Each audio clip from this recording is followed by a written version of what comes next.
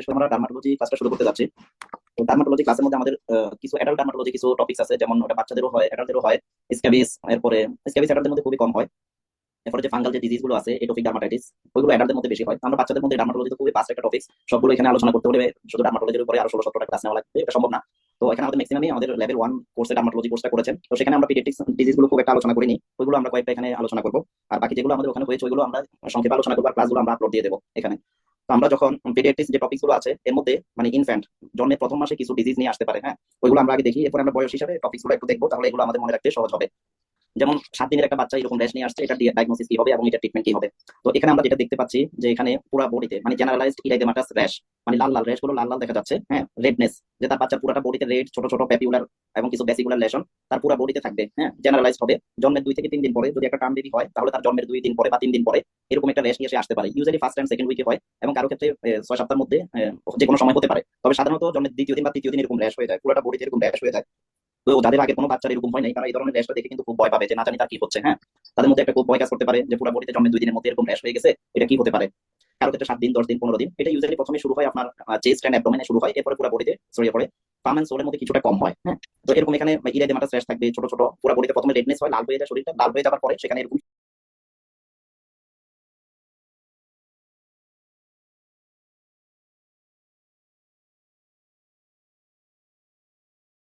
ছোট ছোট র্যাশ গুলো দেখা দেয়। এই যে এরকম রেডনেস নিয়ে আসতে পারে, প্রেজেন্ট করতে পারে ইনিশিয়াল স্টেজে, এটা একটা ছোট বাচ্চা 7 দিনের বাচ্চার, যে এরপরে পিছনে এরকম পাটকের মধ্যে হতে পারে, বিভিন্ন জায়গায় এরকম র্যাশ হতে পারে। তো আমাদের এখানে শিখতে হবে যে এটা ডায়াগনোসিস এন্ড ট্রিটমেন্টটা কি। তাহলে আমরা দেখতে পাচ্ছি এখানে রেডনেস সাথে র্যাশ, তো রেডনেসকে বলা হয় ইরেদেমা। তাহলে এখানে ইরেদেমাটাস একটা র্যাশ, এবং র্যাশ গুলোর কারণে বাচ্চাটাকে দেখতে টক্সিক দেখা যাবে, যে বাচ্চাকে দিকে তাকালে মনে হবে বাচ্চাটা টক্সিক, কিন্তু এট দ্য সেম টাইম বাচ্চার মানে ব্রেস্ট ফিডিংটা নর্মাল থাকবে, মানে বাচ্চার ফিডিংটা নর্মাল থাকবে, বাচ্চার মেচুরেশন নর্মাল থাকবে, বাউল ব্লাডার সবকিছু নর্মাল থাকবে, বাচ্চার রিফ্লেক্স গুলো নর্মাল থাকবে, কিন্তু বাচ্চাকে দেখতে টক্সিক দেখা যাবে। ইউজুয়ালি টক্সিক না, কারণ একটা টক্সিক বেবি কখনো নর্মালি ব্রেস্ট ফিড করতে পারে না। তো যে এখানে বাচ্চাটাকে দেখতে টক্সিক দেখা যাচ্ছে, হ্যাঁ,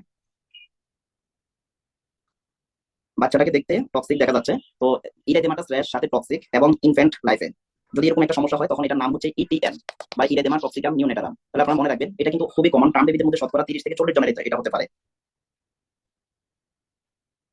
তাহলে আমাদের করণীয় কি? এই ছবিটার মধ্যে এরকম র্যাশ নিয়েও আসতে পারে, দেখেন পুরো ইনফ্যান্ট লাইফের মধ্যে যে ছোট ইরেদিমাটাস র্যাশ তার পুরো ফোরহেড এবং ফেসকে ইনভলভ করছে। তাহলে এই র্যাশটা ফোরহেড, ফেস, ট্রাঙ্ক, চেস্ট সবকিছুকে ইনভলভ করতে পারে, হ্যাঁ। বাচ্চারা দেখতে টক্সিক থাকে, সেখান থেকে নামটা হচ্ছে টক্সিকাম। আর নিওনেটের মধ্যে এটা হয় তো ইরেদিমা টক্সিকাম নিওনেটারাম। কারো কারো ক্ষেত্রে এটা একটু ইয়েলো কালার হতে পারে, মনে হবে যে পাস ফর্মিং, যে এখানে কোনো ইনফেকশন হয়ে গেল কিনা, এরকম একটা ভয় হতে পারে। সেখানেও ভয় পাওয়ার দরকার নাই। আপনার নিওনেটের মধ্যে ফার্স্ট 2 উইকস এর মধ্যে এরকম যদি পাস্টিউলার লেশন নিয়েও আসে, সেখানেও ভয় পাওয়ার দরকার নাই। এবং যদি নন পাস্টিউলার প্যাপিউলার লেশন নিয়ে আসে, প্যাপিউল মানে হচ্ছে ফুলে ওঠা, মানে ছোট ছোট দানা দানা, যেটা লেস দেন 0.5 সেন্টিমিটার, এই ধরনের লেশনগুলোকে প্যাপিউল বলে। আর প্যাপিউলের মধ্যে যদি পাস থাকে, তাহলে সেটাকে কি বলে? পাস্টিউল বলে। তাহলে এখানে হচ্ছে পাস্টিউলার লেশন আর ওখানে হচ্ছে প্যাপিউলার লেশন, হ্যাঁ। তো যদি পাস্টিউলার লেশনও থাকে, সেখানেও ভয় পাওয়ার দরকার নাই, নিউনেটের মধ্যে এগুলো কেমন হতে পারে। তাহলে এটা আমাদের ডায়াগনোসিসটা হচ্ছে ইরাইদেমা টক্সিকাম নিউনেটোরাম। ইরাইদেমা টক্সিকাম নিউনেটোরাম ফার্স্ট 3 থেকে 5 দিনের মধ্যে হয় জন্মের পরে। রেড, এই যে রেড ডটস, মানে কিছু সেন্ট্রাল হোয়াইট ডট থাকতে পারে, মানে বিভিন্ন কালারের র্যাশ হতে পারে। ইউজুয়ালি এটা রেড এবং কিছু কিছুতে সেন্ট্রাল হোয়াইট ডট নিয়ে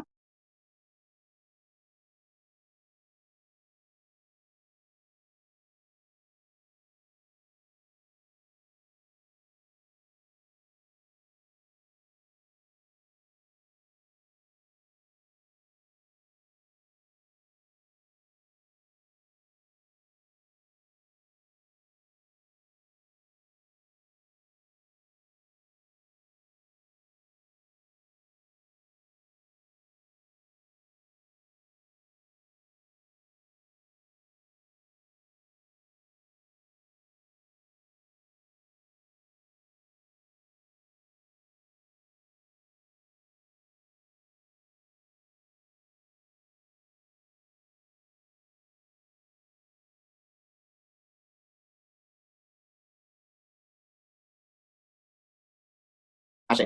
কোথায় কোথায় হয়? Chest, back, face, arm. আমি এই কারণে বললাম যে জেনারেলাইজড হয়। তো এটা যে বেবির যে নর্মাল যে স্কিনটা আছে, স্কিনটা ইউজুয়ালি যখন মানে মায়ের পেট থেকে মানে ইউটেরাস থেকে যখন এটা পৃথিবীতে আসছে, তখন স্কিনের সাথে এনভায়রনমেন্টের একটা নর্মাল রিঅ্যাকশনের কারণে এটা হয়।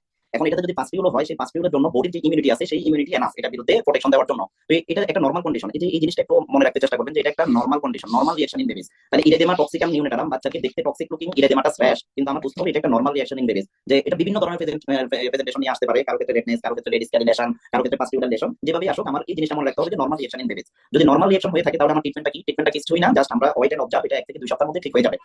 এখানে একটা কথা মনে রাখবেন, more than 50% of babies get rash called erythema toxicum. এটা second or third day of লাইফের মধ্যে বেশিরভাগ বাচ্চাদের ক্ষেত্রে দেখা দেয়, যে জন্মের দ্বিতীয় দিন অথবা তৃতীয় দিন এই র্যাশটা দেখা দেয়। তাহলে এখানে ট্রিটমেন্টটা কি? ট্রিটমেন্ট কিছুই না, ওয়েট এন্ড অবজার্ভ। কমপ্লিটলি এটা চলে যাবে 1 থেকে 2 সপ্তাহের মধ্যে, কারো ক্ষেত্রে 3 সপ্তাহ 4 সপ্তাহ লাগতে পারে উইদাউট এনি ট্রিটমেন্ট, কিছুই লাগবে না। ইভেন বলা হয়েছে মায়ো ক্লিনিক যে কোনো টপিক্যাল ক্রিম এখানে অ্যাপ্লাই করার দরকার নাই। টপিক্যাল ক্রিম গুলো সেবাসিয়াস গ্ল্যান্ড যেগুলো আছে, সোয়েট গ্ল্যান্ড যেগুলো আছে, অ্যাক্রাইন গ্ল্যান্ড যেগুলো আছে, ওই গ্ল্যান্ডগুলোকে ব্লক করে হিলিংটাকে ডিলে করতে পারে, সেই জন্য কোনো টপিক্যাল ক্রিমেরও দরকার নাই। শুধু কি করবে, বাচ্চাটাকে রেগুলার মানে গোসল করাবে, জাস্ট একটা সফট ওয়াশ ক্লথ দ্বারা বাচ্চাটাকে গোসল করাবে। হ্যাঁ, গোসলের সময় একটু শরীরটা মুছে দেবে যাতে এখানে কোনো ডাস্ট ধুলাবালি কোনো কিছু জমতে না পারে। আর কিছু করতে হবে না, 7 থেকে 10 দিন বা 14 দিনের মধ্যে এটা অটোমেটিক ভালো হয়ে যাবে। তাহলে এটা একটা কন্ডিশন গেল। এখন সেকেন্ড আমরা একটা কন্ডিশন দেখি, এটা হচ্ছে ট্রানজিয়েন্ট নিউনেটাল পাস্টুলার মেলানোসিস। আমরা প্রথম যে কন্ডিশনটা দেখছি ওখানে মধ্যে আমরা যদি দেখি এই যে ছবিগুলোতে যদি আমরা দেখি যে এখানে কোনো পাস ফর্মিং কোনো বেসিকল পাস্টিউল নাই, এখানেও কোনো পাস্টিউল নাই, এখানেও কোনো পাস্টিউল নাই। তো ইরিথেমা টক্সিকাম নিউনেটারামের একটা ভেরিয়েন্ট যখন স্কিনের মধ্যে অনেকগুলো পাস্টিউল দেখা যাবে তখন সেটাকে বলা হবে আমাদের যে সেকেন্ড যে কন্ডিশনটা আমরা বললাম যে ট্রানজিয়েন্ট নিউনেটাল পাস্টুলার মেলানোসিস। তো সেখানে কিভাবে নিয়ে আসবে, এই যে বাচ্চার মাথার মধ্যে এরকম ছোট ছোট মানে ইয়েলো পাস ফর্মিং মানে যে বেসিকল গুলো দেখা যায়, যে পাস্টিউল গুলো যে ল্যাশ গুলো দেখা যাবে, ল্যাশ গুলো এগুলো প্রথম দিনে এরকম পাস ফর্মিং নিয়ে আসবে। যে first week or second week, just মানে প্রথম 28 দিনের মধ্যে এগুলো হতে পারে। প্রথম 28 দিনের মধ্যে ম্যাক্সিমাম ক্ষেত্রে ফার্স্ট উইক এন্ড সেকেন্ড উইকের মধ্যে এগুলো দেখা দেয়। তো কি দেখা দিবে, যে বাচ্চার জন্মের পরের দিন অথবা সকালবেলা জন্ম হয়েছে পরের দিন একদিন 24 ঘন্টা যাওয়ার পরে দেখা গেল তার পুরো স্ক্যাল্পের মধ্যে ফলিকুলাইটিস এর মতো, নট ফলিকুলাইটিস, জাস্ট ফলিকুলাইটিস এর মতো এরকম হলুদ হলুদ ইয়েলো ইয়েলো কি বেসিক পাস ফর্মিং পাস্টিউল দেখা যেতে পারে। এবং এটা পুরো বডিতে দেখা যেতে পারে, শুধু যে মাথায় দেখা যাবে এমন না, ফেসে দেখা যেতে পারে, চেস্ট টাং সব জায়গায় দেখা যেতে পারে। এটা পাম এন্ড সোলকে খুব একটা ইনভলভ করে না। তাহলে what is transient neonatal pustular melanosis? তাহলে এটা পাস্কুলার মেলানোসিসটা হচ্ছে নিউবর্নের একটা ডিজিজ, নরমাল একটা স্কিন রিঅ্যাকশন। যেখানে আগে স্কিন রিঅ্যাকশনটা ছিল একটু নন পাস ফর্মিং, সেখানে কোনো পাস ফর্মিং ছিল না, কিন্তু এই স্কিন রিঅ্যাকশনের মধ্যে কি থাকবে, পাস থাকবে। তাহলে ট্রানজিয়েন্ট নিউনেটাল পাস্কুলোসিস পাস ফর্মিং থাকবে, এর প্রেজেন্টেশন নিয়ে আসতে পারে। এই যে আমরা যদি এখানে দেখি যে তার মাথার মধ্যে দেখা যাচ্ছে এখানে পুরো বডিতে, এটা দেখলে মনে হবে যে অনেকগুলো মাল্টিপল বয়েল হয়ে গেল কিনা, এরকম একটা জিনিস মনে হতে পারে যে এখানে কি বয়েল বা ইয়া কিনা। হ্যাঁ,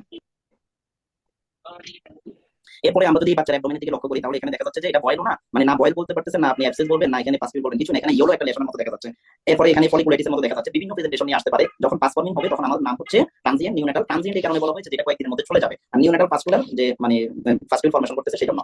তাহলে what causes transient neonatal pustular melanosis? এটা এক্সাক্ট যে কারণটা আছে কারণটা আননোন। তো কেউ বলে এটা হচ্ছে one variant of toxic erythema of the newborn. তো সেজন্য এটাতে কোনো সমস্যা নাই, মানে ইরিথেমা টক্সিকাম নিউনেটারাম যেমন কোনো ট্রিটমেন্ট প্রয়োজন হয় না, এটা কোনো ট্রিটমেন্টের কি হয় না, just wait and observe, wait করতে করতে এটা ঠিক হয়ে যাবে। কোনো অ্যান্টিবায়োটিক্সের দরকার আছে না, কোনো অ্যান্টিবায়োটিক্সের এখানে দরকার নাই, যে ওরাল অথবা সিস্টেমিক কোনো অ্যান্টিবায়োটিক্সের দরকার নাই। ঠিক আছে, এটা 7 থেকে 10 দিন পরে আমাদের স্কিন রিঅ্যাকশনে মানে স্কিনের যে বডি যে ইমিউনিটি আছে ওটা দ্বারা এটা ভালো হয়ে যাবে। সেকেন্ডারি ইনফেকশন খুব একটা হয় না, রেয়ারলি, হ্যাঁ হয়তো হাজারের মধ্যে একজনের হয়, দরকার নাই কোনো অ্যান্টিবায়োটিক্সের। ট্রানজিয়েন্ট যে আমরা নিউনেটাল পাস্কুলার মেলানোসিসের কি ক্লিনিক্যাল ফিচারটা হচ্ছে প্রেজেন্স অফ পাস্টিউল। তারপর নাম ডিফারেন্ট হবে কিন্তু ট্রিটমেন্টটা দুই ক্ষেত্রেই একই। যে এরকম ছোট ছোট পাস্টিউল নিয়ে আসবে, এগুলো 7 থেকে 10 দিনের মধ্যে ঠিক হয়ে যাবে। জাস্ট হচ্ছে বাচ্চাকে প্রতিদিন একটু মানে গোসল করাবেন অথবা একটু জেন্টলি একটা নরম কাপড় দিয়ে বাচ্চাদের যে ওয়াশ ক্লথ পাওয়া যায় ওগুলো দ্বারা একটু গা মুছে দেবেন। এরপরে এগুলো ক্রাস্ট ফর্মেশন হতে পারে, এরকম কাস্টিং হয়ে যায়, লেশন শুধু পাস্টিউল থাকবে এমন না, পাস্টিউল থেকে এরকম ক্রাস্ট ফর্মেশন হয়ে যেতে পারে। এরপরে এক জায়গাতে এরকম অনেকগুলো হলো, আবার অনেক অনেক দিক খালি, এরপর অন্য জায়গায় এরকম অনেকগুলো হতে পারে, ক্লাস্টার হিসাবে এগুলো থাকতে পারে। যেমন এখানে কয়েকদিনের মধ্যে এগুলো ক্রাস্ট হয়ে গেল, তাহলে প্রথমে এগুলো ব্লিস্টার, এরপরে পাস্টিউল, অথবা প্রথম দিনে পাস্টিউল নিয়ে আসবে, 2-3 দিন পরে পাস্টিউল গুলো সবগুলো রাপচার হয়ে এরকম ক্রাস্ট হবে, ক্রাস্ট হওয়ার পরও ভয় লাগতে পারে এরকম হচ্ছে কেন, কিন্তু এটা কয়েকদিনের মধ্যে ঠিক হয়ে যাবে, 7 থেকে 10 দিনের মধ্যে। এখানে কোনো ট্রিটমেন্টের দরকার নাই, হ্যাঁ এটা self resolving and no long term complication. এই পর্যন্ত এটা কোনো গাইডলাইন, এটা কোনো ট্রিটমেন্ট করে নাই, হ্যাঁ কোথাও কোনো ট্রিটমেন্টের দরকার হয় না, এটা এমনি ঠিক হয়ে যাবে। দুইটার মধ্যে ডিফারেন্স কি, নিউনেটাল পাস্কুলার মেলানোসিস আর ইরিথেমা টক্সিকাম নিউনেটারাম। তো এখানে একটাই জিনিস যে পাস্কুলার মেলানোসিস যেটা এটা involve the palm and sole, there is no erythematous component, এখানে ইরিথেমাটাস কম্পোনেন্ট থাকে না। তাহলে ইরিথেমা টক্সিকাম নিউনেটারাম ওখানে রেডনেস থাকে, আর পাস্কুলার মেলানোসিস ওখানে রেডনেস থাকে না, এখানে পাস্টিউল থাকে। তাহলে আমাদের সহজ কথা, 7 থেকে 14 দিন বয়সের মধ্যে যদি এই ধরনের কোনো র্যাশ নিয়ে আসে তাহলে ভয় পাওয়ার কোনো দরকার নাই, যে এটা কি হতে পারে, এটা আপনার ইয়া হতে এই দুটো টির মধ্যে পড়বে এবং ওইটা অবজার্ভের মধ্যে ট্রিটমেন্টটা কন্টিনিউ করবে, ট্রিটমেন্ট ঠিক হয়ে যাবে, অল্প কয়েকদিনের মধ্যে ঠিক হয়ে যাবে। এবার আমরা 3 নাম্বার একটা কন্ডিশন আসি, মিলিয়া। হ্যাঁ, মিলিয়াটাও জন্মের মানে ইনফ্যান্ট লাইফে প্রথম মাসের মধ্যে অনেক বেশি পরিমাণ হয়। এখানে ছোট ছোট কিছু হোয়াইট বাম্প মানে ছোট ছোট গুটি গুটি ওঠে আর কি, বাচ্চার মা নিয়ে আসবে, যে বাচ্চার মুখের মধ্যে ছোট ছোট দানা দানা গুটি কি যেন উঠছে, এটা নিয়ে আসবে, নিউবর্ন বেবির মধ্যে দেখা যাবে। হ্যাঁ, elevated white elevated spot in the skin. এরপরে সবসময় হোয়াইট হয় না, মাঝে মধ্যে narrow red hello around the base থাকতে পারে। ছবিটা দেখলে বুঝবেন, এই যে বাচ্চা নিউনেট, এই যে এখানে ছোট ছোট এই জায়গার মধ্যে কিছু হোয়াইট বাম্প দেখা যাচ্ছে, এখানে হোয়াইট দানা দানা কিছু হোয়াইট বাম্প দেখা যাচ্ছে। হ্যাঁ, এই যে নাকের আশেপাশে, এটা মুখের মধ্যে হয়। আরেকটা ছবি দেখেন মিলিয়া এরকম হতে পারে, এখানে সবগুলো হোয়াইট পুরো মুখের মধ্যে আছে, এটা ফেসটাকে বেশি ইনভলভ করে, তাহলে এটার নামটা মনে রাখবেন মিলিয়া। এই যে এখানে বাচ্চা নিউনেট ফার্স্ট মান্থ, এখানে তার পুরো ফেসের মধ্যে দেখা যাচ্ছে মিলিয়া। এরকম আরো অনেকগুলো কন্ডিশন আছে যেগুলোতে নন ইচি, কোনো চুলকানি নাই, পেইন নাই, পাস নাই, হ্যাঁ শুধু এরকম ছোট ছোট উঠে থাকে হাতের মধ্যে, যদি এরকম এগুলো ওঠে তখন লাইকেন নিডিটাস বলা হয়। এরকম অনেকগুলো কন্ডিশন আছে, এগুলো কোনো ট্রিটমেন্ট লাগে না। এই যে এখানের মধ্যে আছে এটা একটু রেডনেস, হ্যাঁ এখানে রেডনেস, এই যে ছোট ছোট কিছু আছে, আবার আশেপাশে হোয়াইট পাম্পও আছে, তো বিভিন্ন কালারে থাকতে পারে। এটা ট্রিটমেন্টটা কি, এটার মধ্যে usually last for few weeks, maximum 4 to 6 week এগুলো থাকে, এখানেও কোনো ট্রিটমেন্টের দরকার নাই। হ্যাঁ, জাস্ট আমরা কি করবো, বাচ্চার মুখটা ক্লিন রাখবে, ফেস ক্লিন, আর বাচ্চার মুখ রেগুলার ওয়ার্ম ওয়াটার দ্বারা মুখটা ধুবে এবং এটা মুছে নিবে। যেটা করা যাবে না সেটা হচ্ছে এগুলোকে নিউনেটাল একনি মনে করে ইয়া করা যাবে না। হ্যাঁ, don't pinch the bump, avoid applying lotion or oil to your newborn face. বাচ্চার মুখের মধ্যে তেল দেওয়া যাবে না যখন এই ধরনের কন্ডিশন গুলো থাকবে, তখন বাচ্চার ইয়া করা যাবে না, মানে অ্যাপ্লাইং কোনো লোশন বা কোনো কিছু মুখের মধ্যে দেওয়া যাবে না, ঠিক আছে, এগুলো আরো বেড়ে যাবে।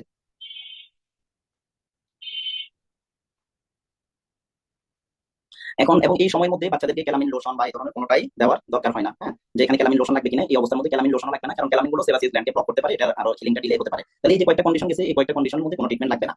এবার আমরা দেখি মিলিয়ারিয়া, এটা হচ্ছে যে আমরা হিট র্যাশ বা প্রিকলি হিট বা সোয়েট র্যাশ, যে গামাসি যেটা, ওইটাই হচ্ছে মিলিয়ারিয়া। এটা হট হিউমিড এনভায়রনমেন্টে হয়, ট্রপিক্যাল ক্লাইমেট যেখানে আছে, অথবা পেশেন্ট হসপিটালে থাকলে। আর নিউনেটাল পিরিয়ডও এটা হতে পারে। মিলিয়ারিয়া ক্রিস্টালিনা একটা টার্ম আছে, যে ওখানে মধ্যে গামাচিগুলোর মধ্যে ক্লিয়ার ফ্লুইড থাকে, ওই ক্লিয়ার ফ্লুইড সহ যে গামাচিগুলো হয় ওগুলোকে মিলিয়ারিয়া ক্রিস্টালিনা বলে। তো এটা নিউনেটাল লাইফের মধ্যে মিলিয়ারিয়া ক্রিস্টালিনাটা একটু কমন। তো এক্ষেত্রে কোনো ট্রিটমেন্টের দরকার নাই, এখানে মানে কয়েকদিন অপেক্ষা করলে মিলিয়ারিয়া যে ক্রিস্টালিনা যেগুলো আছে এগুলো ক্লিয়ার হয়ে যাবে। আর 4-5 বছর বয়সে যেসব মিলিয়ারিয়া আসে, এখানে যদি বাচ্চার মানে যে গামাচি নিয়ে আসে, সেখানে আমাদের গামাচি যে ট্রিটমেন্ট যদি ওটাতে ইয়া থাকে, দেখবেন যে হঠাৎ করে কোনো ইয়া নাই, মানে ডায়াগনোসিসটাও আপনার কাছে একটু ইয়া লাগবে, যে সে সবসময় জামা পরে থাকে, হয়তো দেখা যাচ্ছে শোল্ডারের পিছনে বিভিন্ন জায়গায় বড় বড় 3-4টা থাকতে পারে, পুরো বডিতে থাকবে এমন না, বডি কয়েকটা জায়গার মধ্যে কয়েকটা থাকতে পারে। কারো জেনারেলাইজড হতে পারে, কারো যে মানে জাস্ট যেসব জায়গায় সুইটিং হয় ওইসব জায়গার সারাউন্ডিং এ হতে পারে, কিছু হতে পারে। তো সেক্ষেত্রে যদি ইচিং থাকে তাহলে তো আপনার ক্যালামিন লোশন দিবেন।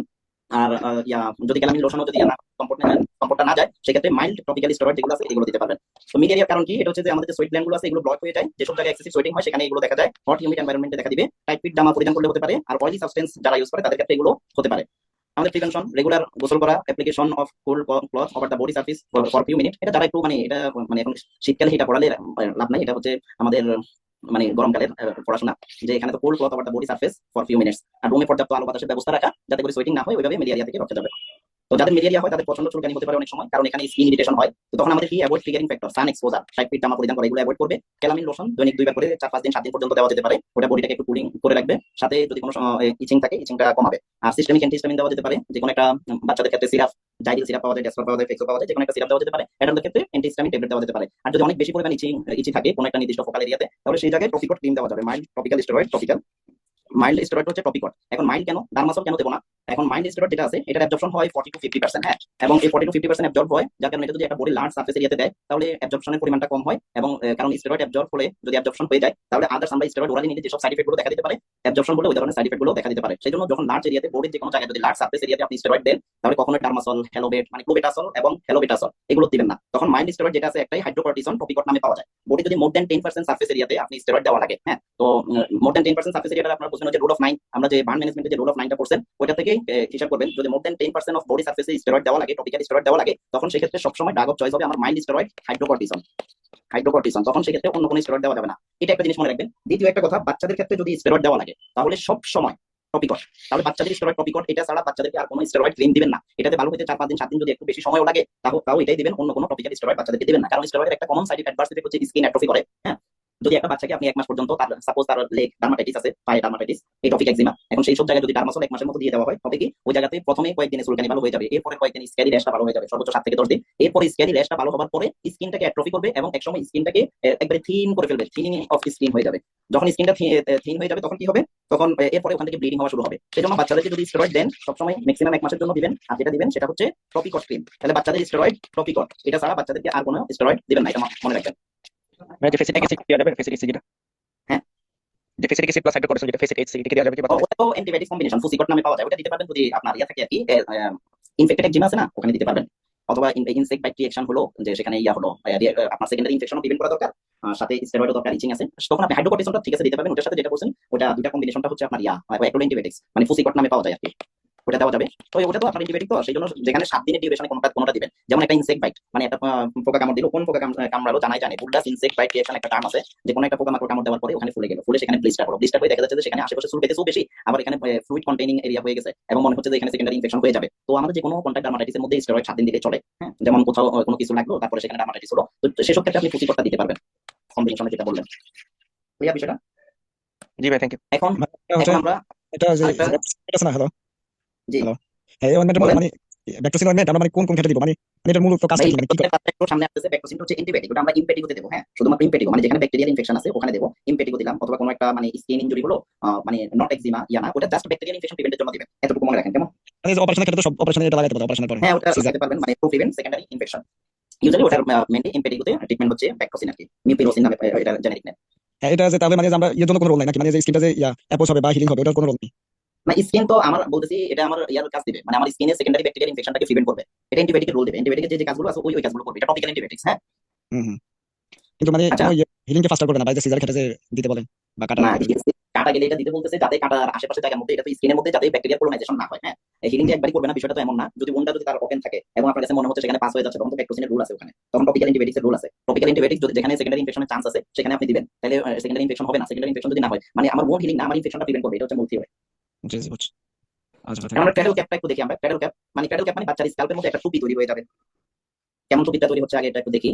এই যে এটা হচ্ছে ক্র্যাডল ক্যাপ, মানে বাচ্চার মাথার মধ্যে, এটাও জন্মের পরে প্রথম 1-2 মাসের মধ্যেই হয়, জন্মের পরে আর কি বাচ্চাদের একটা ডিজিজ এরকমও হতে পারে ক্র্যাডল ক্যাপ, যে মাথার মধ্যে মানে একটা প্লেক তৈরি হচ্ছে, ইয়েলো প্লেক তৈরি হচ্ছে পুরো মাথায়, এটা ছড়িয়ে পড়ে। এরপরে এরকমও নিয়ে আসতে পারে ক্র্যাডল ক্যাপ। এরপরে শুধু মাথার সাথে এখানের মধ্যে মানে হেয়ারি যে এরিয়াগুলো আছে এখানেও থাকতে পারে। তো এটা হচ্ছে ক্র্যাডল ক্যাপ। এখন আমরা দেখি ক্র্যাডল ক্যাপ বিষয়টা কি। বাচ্চাদের যে সেবরিক ডার্মাটাইটিসটা আছে, বাচ্চাদের সেবরিক ডার্মাটাইটিসটাকে বলা হয় ক্র্যাডল ক্যাপ। এখানের মধ্যে একটু গ্রেজি, স্ক্যালি, পেটিউলো স্কোয়ামাস লেশন, এই যে আমরা একটু দেখলাম যে এখানে স্ক্যালি, এটা ইয়েলো কালার একটা স্ক্যালি প্লেক তৈরি হয়ে যায় ওভারঅল স্কাল্পের মধ্যে। হ্যাঁ, এবং এই কন্ডিশনের মধ্যে কোনো পেইন নেই, কোনো ইচিং নেই, চুলকানি নেই। তো এখানে কি হয়, cattle cap appears as patchy scaling or thick crust on the scalp and greasy skin covered with flaky white or yellow scale. Just এতটুকু মনে রাখেন যে একটা ইয়েলো স্ক্যাল তৈরি হয়ে যায় মাথার উপরে, ওটা দেখলে আপনি বুঝতে পারবেন। এটা ইউজুয়ালি বাচ্চা মাথাতে কোনো পেইনও হবে না, ইচিংও হবে না, ঠিক আছে, কিছুই হবে না। এরপরে আমাদের ট্রিটমেন্ট কি করতে হবে, এটা আমাদের ট্রিটমেন্ট প্ল্যানে যেতে হবে, এটা কেন হয়, কি কারণে হয়, সেগুলো আমাদের একটু বুঝতে হবে। তাহলে cradle cap usually clear up on its own it week or few month. কারো ক্ষেত্রে এটা 3 থেকে 4 সপ্তাহ লাগে ভালো হতে, কারো ক্ষেত্রে 6-7 মাস লাগে, ইউজুয়ালি 1 বছরের মধ্যে সবার ক্ষেত্রে ভালো হয়ে যায়, ঠিক আছে। তাহলে এটা মূল ট্রিটমেন্ট হচ্ছে home care. Home care methods include washing your babies SCALP daily with a mild shampoo. এই শ্যাম্পুর ক্ষেত্রে কিটোকোনাজল শ্যাম্পুটা ব্যবহার করতে পারবেন, কিটোকোনাজল শ্যাম্পু। এখন ক্যাটল ক্যাপ যদি এখন এই যে মুহূর্ত যেটা আছে, শীতকালের এই মুহূর্ততে যেটা আসতেছে, এই মুহূর্তে ক্যাটল ক্যাপ কয়েকদিন একটু রেখে দিবেন যদি ক্যাটল ক্যাপ আসে। কারণ এটাতে যে আগে মাথা ক্যাটল ক্যাপ যেটা আছে, বাচ্চাকে গোসল করানোর সময়, বাচ্চাদেরকে তো সবসময় কুসুম গরম পানিতে গোসল করানো হয়, তো গোসল করানোর সময় যেটা করতে হবে যে শ্যাম্পু দিয়ে কিছুক্ষণ রাখতে হবে, এরপরে কিছু ব্রাশ পাওয়া যায়, মানে সফট কিছু ব্রাশ পাওয়া যায়, ওটাকে ওই ব্রাশগুলো দিয়ে ডোলে ডোলে উঠাতে হবে। তাহলে 10-12 মিনিট 15 মিনিটের মতো লেগে যায়, বা কারো ক্ষেত্রে 10 মিনিট লাগবে। তো বাচ্চাকে 10 মিনিট পর্যন্ত ঠান্ডার মধ্যে রাখাটা ঠিক না। দেখা যাচ্ছে ক্যাটল ক্যাপ তো এমনি ভালো হয়ে যাবে আস্তে আস্তে। তো শীতকালীন এই ট্রিটমেন্ট একটু অ্যাভয়েড করবেন। যদি কোনো পেশেন্ট আসে জাস্ট তাকে ওই গোসলের সময়, যে গোসলের সময় একটু মুছে দিবেন, আস্তে আস্তে ঠিক হয়ে যাবে, এতটুকু বলে রাখবেন। যদি গোসলের সময় মানে একটু ভালোভাবে যে ওভারঅল ট্রিটমেন্টটা বলতে গেলে দেখা যাচ্ছে বাচ্চা ক্যাটল ক্যাপ তুলতে গিয়ে পরে বাচ্চার নিউমোনিয়া নিয়ে আবার হসপিটালে আসবে ঠান্ডা লেগে। তাহলে কমন যে সিমটমস গুলো আছে, patchy scaling or thick crust on the SCALP, all your dry skin covered with flaky white yellow SCALP. কারণ কি, এটা অ্যাকচুয়ালি কারণ হচ্ছে কন্ট্রিবিউটিং ফ্যাক্টরটা হচ্ছে হরমোনস, যে কিছু হরমোন আসছে মা থেকে বাচ্চার মধ্যে, এই হরমোনগুলো সেবাসিয়াস গ্ল্যান্ড কি স্টিমুলেট করতেছে, অনেক বেশি পরিমাণ সেবাম তৈরি হচ্ছে, আর হেয়ার ফলিকলের মধ্যে সেবামগুলো লেগে লেগে ক্যাটল ক্যাপ তৈরি হচ্ছে। যখন ক্যাটল ক্যাপ তৈরি হয় তখন সেখানে মানে করেসপন্ডেন্ট ফাঙ্গাল ইনফেকশন হয়ে যায়, মেলাসেলিয়া পারপার যেটা আছে ওটা দ্বারা ইনফেকশন হয়। তো এটা কোনো কন্টাজিয়াস ডিজিজ না, আর পুর হাইজিনের কারণে এমন হয়েছে কিনা, না এমন না, এটা জাস্ট এক্সেসিভ হরমোন তৈরির কারণে এরকম হচ্ছে। এই যে ক্যাটল ক্যাপ আমরা এখানে দেখতে পাচ্ছি, ক্যাটল ক্যাপ, ক্যাটল ক্যাপ। তাহলে এটা ট্রিটমেন্টটা কি, ওই যে gently rub your baby's scalp with your finger or a wash cloth to loosen the scales. যে ওয়াশ ক্লথ যেগুলো পাওয়া যায়, ছোট রুমাল, হ্যাঁ ওইগুলো দ্বারা একটু জাস্ট গোসলের সময় বাচ্চাকে যখন গোসল করাবে তখন একটু ওইখানে ইয়া করবে আর কি, বসে নেবে, খুব বেশি জোরে না। ডোন্ট স্ক্র্যাচ, এগুলোকে স্ক্র্যাচিং করা যাবে না, মানে নখ দিয়ে কুটাকুটি করা যাবে না, জাস্ট আস্তে আস্তে করবে, এটা অটোমেটিক চলে যাবে। বাচ্চার বয়স যত বাড়তে থাকবে তত আস্তে আস্তে এগুলো হয়ে যাবে। হ্যাঁ, তারপরে প্রতিদিন একবার মাথা ধুতে হবে। শ্যাম্পু আমরা কিটোকোনাজল শ্যাম্পু এখানে দিতে পারবো, কিটোকোনাজল শ্যাম্পু আর সফট ব্রাশ গুলো, ক্যাটল ক্যাপ ব্রাশ, ওটা আপনারা লিখে একটু সার্চ দিবেন, মানে অনেক জায়গাতে পাওয়া যায়, হ্যাঁ অ্যামাজন দারাজ সহ অনেক জায়গাতে পাওয়া যায়, এরপর বিভিন্ন দোকানেও পাবেন। তো এখানে যেটা বলা হয়েছে, যদি এটা যদি খুব সহজে প্রথম ট্রিটমেন্ট হবে জাস্ট গোসলের সময় একটু রুমাল দিয়ে ঘষে দিবেন। যদি ওতে কাজ না হয় তখন একটু আগে, মানে কয়েক মিনিট আগে, যে মাথা ধোয়ার কয়েক মিনিট আগে একটু পেট্রোলিয়াম জেলি অথবা যে অলিভ অয়েল, মিনারেল অয়েল বলতে যে অলিভ অয়েল পাওয়া যায়, অলিভ অয়েল অথবা আপনার ইয়া দেওয়া যেতে পারে ভ্যাসলিন, এই তিনটা যে কোনো একটা, ওটা একটু মাথার ক্যাটল ক্যাপের উপরে লাগিয়ে দিবেন। যখন এটা একটু ভিজবে, একটু তরল হবে, তখন এটা একটু সফট হয়ে যাবে। তখন যখন ব্রাশ দ্বারা ডলা দিবে তখন অনেকটা ক্লিয়ার হয়ে যাবে। একদিনই পুরোটা ক্লিয়ার হবে না, একটু একটু করে এখান থেকে উঠবে, এবং টোটালি ক্লিয়ার হতে বলা হয়েছে 4 সপ্তাহ, 1 মাস, 2 মাস, 3 মাস, ম্যাক্সিমাম 1 বছর পর্যন্ত লেগে যেতে পারে। কিন্তু বয়ের কোনো দরকার নাই, জোরাজুরি করা যাবে না এখানে। এই যে এই ব্রাশগুলো দ্বারা একটু ডলবে আর কি, যাতে করে কোনো সমস্যা না হয়। তাহলে ক্যাটল ক্যাপের মধ্যে এখানে gently message olive oil, coconut oil, baby oil, যে কোনো জিনিস দ্বারা বেড টাইমের মধ্যে বাচ্চা মাথায় লাগিয়ে দিবে আর সকালবেলা এটা ধুয়ে নেবে। এভাবে রিপিটেড ডেইলি 4 সপ্তাহ 1 মাস পর্যন্ত লাগতে পারে। এটা অলিভ অয়েল অথবা ভ্যাসলিন দ্বারা করতে পারে, যেটা গোসলের সময় বললাম, পেট্রোলিয়াম জেলি। আর ঘরের মধ্যে কিভাবে ম্যানেজ করবেন, এটা কয়েকটা আছে, মানে যেখানে যেটা সহজ হয়, যার কাছে যেটা অ্যাভেলেবল থাকে সে সেটা দ্বারা করবে। তাহলে ট্রিটমেন্টটা কি, বাচ্চার মাকে প্রথমে আপনি রিঅ্যাসুরেন্স করেন, কাউন্সেলিং করেন যে এটা নরমাল একটা কন্ডিশন, এটা হরমোনাল কারণে হচ্ছে, এটা ম্যাক্সিমাম সর্বোচ্চ 1 বছর পর্যন্ত থাকতে পারে, আপনার এটা নিয়ে ভয় পাওয়ার কোনো দরকার নাই। যদি 1 বছর পরেও এটা থাকে তখন ডার্মাটোলজিস্ট দেখাবেন, এটা থাকবে না, হ্যাঁ 1 বছরের মধ্যে এটা ঠিক হয়ে যাবে। Wash daily bye baby shampoo, baby shampoo অনেক পাওয়া যায়, কিটোকোনাজল শ্যাম্পু আপনি দিতে পারেন, আর একটা সফট ব্রাশ দ্বারা এগুলো ডলবেন, ঠিক হয়ে যাবে। আর শ্যাম্পু দিলে 2 ইন্টারভাল দিবেন।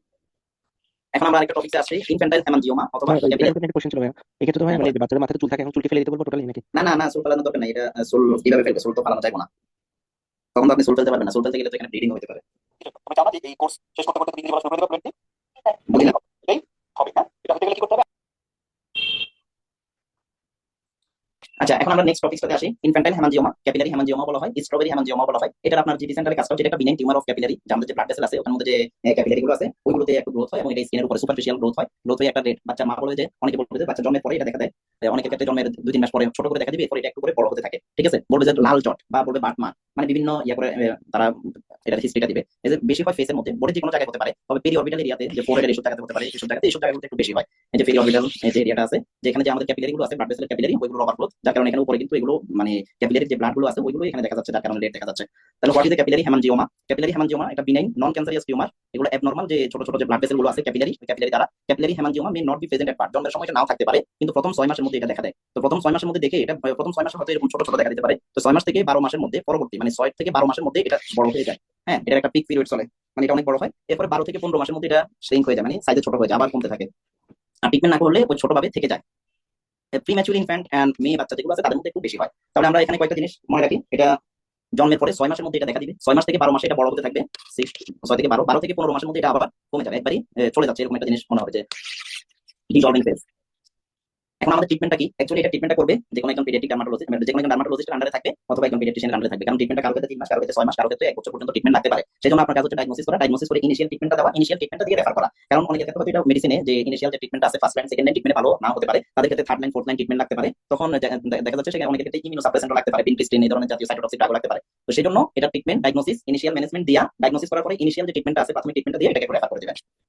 ইনফ্যান্টাইল হেমানজিওমা এটা ট্রিটমেন্টটা কয়েকটা ভাগে হবে।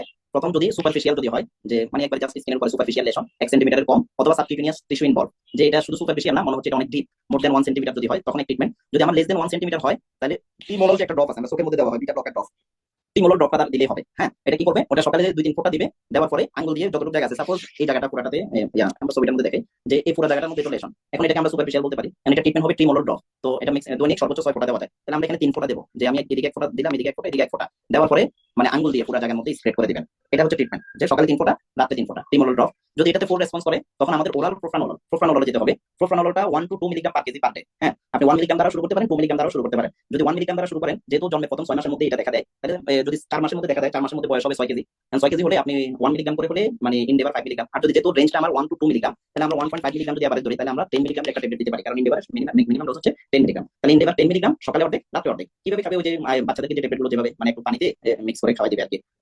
আর এটার পরে যদি মানে রেসপন্স না করে, ওরা প্রোফ্রানোলল যদি রেসপন্স না করে, তখন আপনার কাজ শেষ, তখন এটা টোটালি সিনিয়র ডার্মাটোলজিস্ট অথবা আপনার পেডিয়াট্রিশিয়ান দেখবে। তাহলে আমাদের ট্রিটমেন্টটা কি? ট্রিটমেন্ট হচ্ছে টিমোলল ড্রপ 2-3 ফোঁটা করে দিনে 2 বার, এটা 3 মাসের জন্য দিবেন। তো ইউজুয়ালি প্রথম যে র‍্যাপিডলি যে গ্রোয়িং ফেজটা থাকে প্রথম 6 মাসের মধ্যে, তখন টিমোলল ড্রপটা দিয়ে দেওয়া হয়। হ্যাঁ, সাথে ট্যাবলেটটা অ্যাড হবে, কিনে দেওয়া হয় 6 সপ্তাহ আগে। প্রোফ্রানোলল দিবে না, প্রোফ্রানোলল দিলে কিছু সাইড এফেক্ট আছে, হাইপোটেনশন হতে পারে,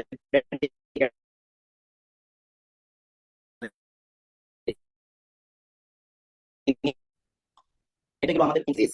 মানে বাচ্চা, এটা ছোট বাচ্চাদের হয়, চিকেন পক্স যেসব বয়সের মধ্যে খুব বেশি হয় ওইসব বয়সে hand foot and mouth disease হয়। বাংলাদেশে আগে খুব একটা পাওয়া যেত না, ইদানিং এটা অনেক বেশি। ভাই ড্রপগুলো কই দিবে? গত বছর মানে এই যে গত বছর অনেক বাচ্চা হ্যাঁ আর এটা কই দিবে? লেশনের উপরে ড্রপটা কোথায় দিবে? যেখানে ওই যে হ্যাঁ লেশনের উপরে, এটা চোখের ড্রপ, এটা চোখে দিবেন, এটা লেশনের উপরে দিবে, টপিক্যাল ড্রপ লেশন আচ্ছা খাইছিলাম তো একটু আগে, লেশনের উপরে দিয়ে পুরো 3 ফোঁটা করে 2-3 ফোঁটা করে দিয়ে পুরো জায়গাটার মধ্যে আঙ্গুল দিয়ে স্প্রেড করে দিবে। এখন আমরা hand foot and mouth disease দেখি, যে হ্যান্ড ফুট মানে তো এটা ইনফেকশন বা জ্বর থাকবে, র্যাশটা কোথায় থাকে? হাতে, পায়ে, মুখে, 3 জায়গাতে থাকে। 3 জায়গায় থাকার কারণে hand foot and mouth disease. এখানে স্পেলিং মিস্টেক, যে hand foot and mouth disease মানে হাত, পা এবং মুখের মধ্যে ইনভলভ করতে, সেটা যেহেতু বাচ্চার ফিভার, এখন তার হাতের মধ্যে র্যাশ, পায়ের মধ্যে র্যাশ, এই যে পায়ের মধ্যে র্যাশ, মুখের মধ্যে র্যাশ, টাং টেস্টের মধ্যে এবং অ্যাবডোমেন ইভালে যে হাতে, পায়ে, মুখে র্যাশ নিয়ে আসে, পেপিউলার লেশন, চুলকানি খুব একটা থাকে। আর কিছু কিছু বাচ্চার ক্ষেত্রে চুলকানি মাইল্ড ইচিং থাকে, খুব বেশি ইচিং পায়ের তালু থাকতে পারে, হাতের তালু থাকে, ব্লিস্টারিং লেশন থাকবে, মুখের ভিতরেও থাকে এবং বাটকের মধ্যে থাকে। তো এই লেশনগুলো যদি নিয়ে আসে, সাথে জ্বর থাকবে, আমার ডায়াগনোসিস হচ্ছে hand foot and mouth disease. এটা রিয়েল পিকচার থেকে নেওয়া, যে এখানের মধ্যে হাতের মধ্যে এরকম লেশন এবং পায়ের মধ্যে এরকম লেশন, সাথে বাটকের মধ্যে লেশন থাকে। তো কি হয় আমরা বললাম, এটা কক্সাক্টলি ভাইরাস দ্বারা হয়। তো এই ভাইরাস দিয়ে যখন ইনফেকশন হয়, তখন ইনফেকশন কয়েকদিনের মধ্যে এরকম এটা হয়, র্যাশগুলো দেখা যায় হাতে, পায়ে এবং মুখে, এগুলো দেখা যায়। এর সাথে গলা ব্যথা করে। এটা কোনো ট্রিটমেন্ট নাই, এটা ট্রিটমেন্ট হচ্ছে সিম্পটোমেটিক ট্রিটমেন্ট, যার হয়ে থাকে তার থেকে আরেকজনের স্প্রেড করতে পারে, এটা কন্টাজিয়াস। তাহলে আমার সিম্পটমস হচ্ছে fever, sore throat, feeling sick, painful blister like lesion on the tongue, gum and inside the cheek. এখানে চুলকানিটা থাকে না, খাবার রুচি চলে যায়। আমার ট্রিটমেন্ট হচ্ছে সিম্পটোমেটিক, জ্বর থাকলে প্যারাসিটামল।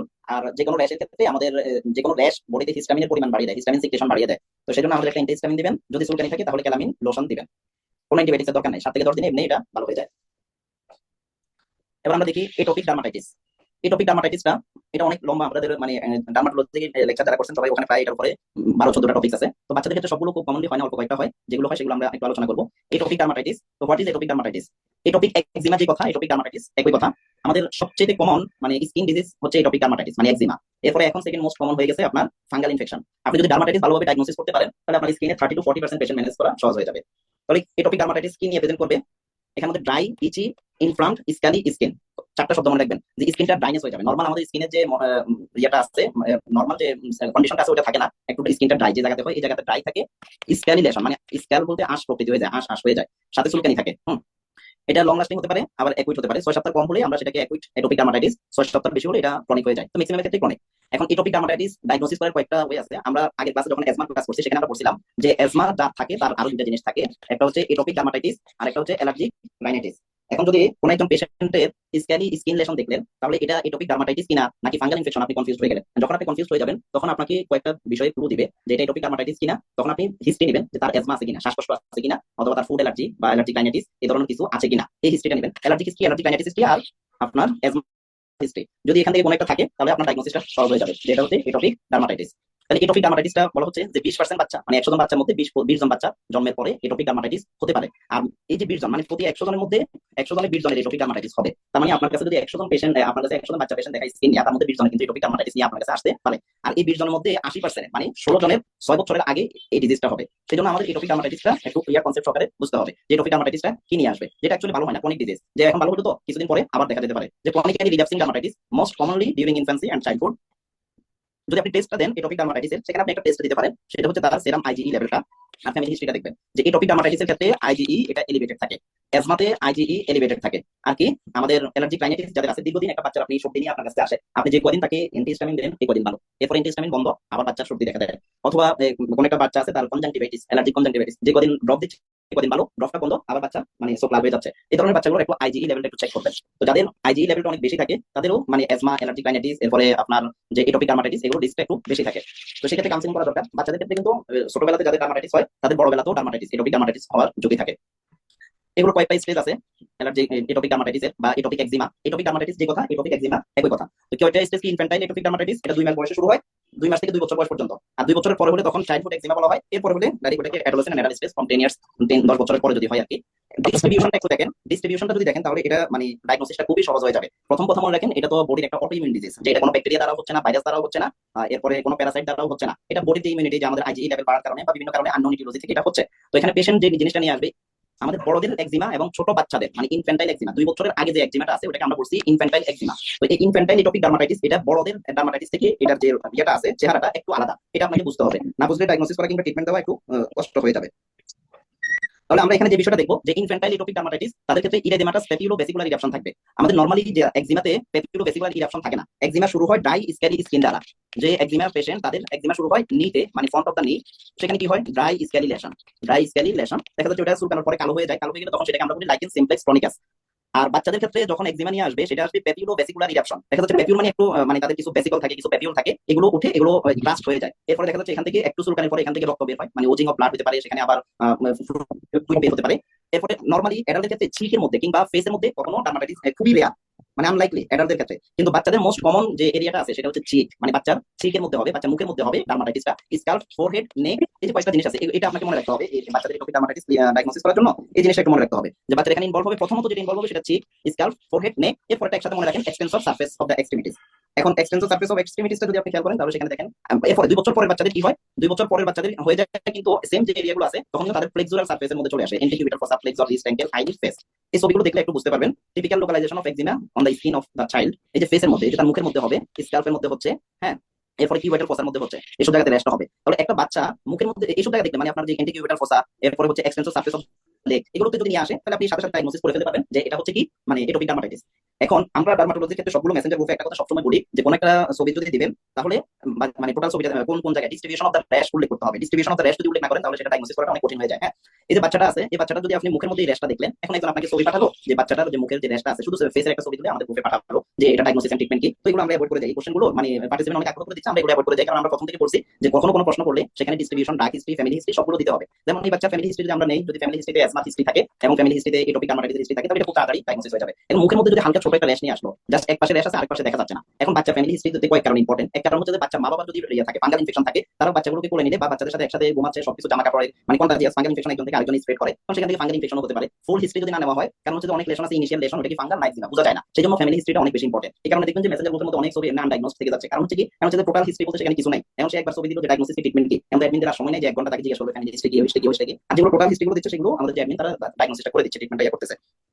তাহলে এখন যখন একটা বাচ্চা আসবে, এই যেমন ফেসের মধ্যে যদি এরকম র্যাশ নিয়ে আসে, তখন আমাদের চিন্তা করতে হবে যে 100 জনের মধ্যে 20 জনের 2 বছরের আগে কি হতে পারে, ডার্মাটাইটিস হতে পারে। তাহলে আমার প্রথম যে ডিডিটা থাকবে সেটা হচ্ছে ডার্মাটাইটিস, এটোপিক ডার্মাটাইটিস। তখন আমি দেখবো যে তার হাতের মধ্যে আছে কিনা। এখন বাচ্চাকে তো অনেক শীতকালের মধ্যে জামা কাপড় সবগুলো অনেক কিছু পরাই আনবে, কারণ আপনি মুখেরটা দেখলেন কিন্তু আপনি আদার ডিস্ট্রিবিউশন বডিতে কোথায় আছে সেটা দেখলেন না, জিজ্ঞাসা করলেন না, তাহলে ডায়াগনোসিস করতে পারবেন না, ডায়াগনোসিস মিস হয়ে যাবে। তখন আপনার দেখতে হবে হাতে আছে কিনা, পায়ে আছে কিনা। যাদের মুখের মধ্যে থাকবে এটা হাতেও থাকে পায়েও থাকে। আরেকটা জিনিস মনে রাখবেন, একজিমাটা এটা হচ্ছে মানে সাইমেট্রিক্যাল লেশন, মানে দুই পাশেই থাকবে, থাকলে বাম হাতও থাকবে, ডান পায়ে থাকবে বাম পায়েও থাকবে, ফেসে যদি রাইট সাইডে থাকে লেফট সাইডেও থাকবে। যদি সবকিছুতেই থাকে তখন আপনি এটাকে ডায়াগনোসিস করতে পারবেন যে এটা এটোপিক ডার্মাটাইটিস, আর নাহলে ডায়াগনোসিস মিস হয়ে যাবে।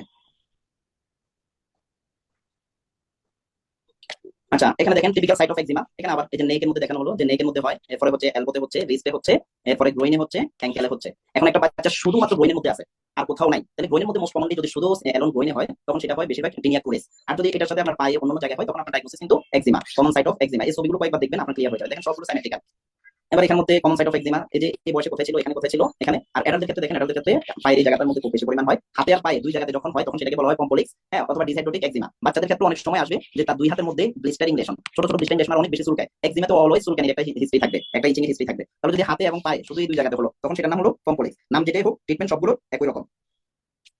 এই যে এখানে দেখেন এই বাচ্চার মুখের এই পাশেও আছে, যখন এই পাশে আছে এখানে মাঝে মধ্যে সেন্ট্রাল কিছু ক্লিয়ার জোন দেখা যাচ্ছে। আপনার কাছে ডিডি হিসাবে কি মনে হতে পারে যে এটা ইয়াও হতে পারে, ফাঙ্গাল ইনফেকশন হতে পারে। যখন এটা চিন্তা হবে তখন কিন্তু অপর পাশে দেখবেন এক্সিমা এই পাশে যদি লেশনটা 2 সেন্টিমিটার পরিমাণ হয়, অপর পাশের লেশনটাও 2 সেন্টিমিটার পরিমাণ হবে। কিন্তু ফাঙ্গাল ইনফেকশনের মধ্যে এক পাশের লেশনটা যদি 2 সেন্টিমিটার হয়, অপর পাশেরটা একটু বড় হবে অথবা একটু ছোট হবে, কারণ ফাঙ্গাল ইনফেকশনটা তো স্ক্র্যাচিং এর মাধ্যমে, কন্টামিনেশনের মাধ্যমে হয়েছে। তাহলে এক জায়গাটা দীর্ঘদিন, আরেক জায়গাটা হয়তো অল্প কয়েকদিনের। আর এক্সিমাটা শুরু হবে একসাথে, বাড়বে একসাথে, স্প্রেড করবে একসাথে।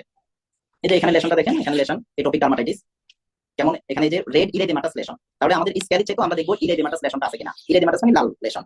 এরপরে পায়ের মধ্যে এই জায়গার মধ্যে আমার এন্টিকিউবেটাল পপ্লিডিয়াল ফোসার মধ্যে এখানে দেখা যাচ্ছে।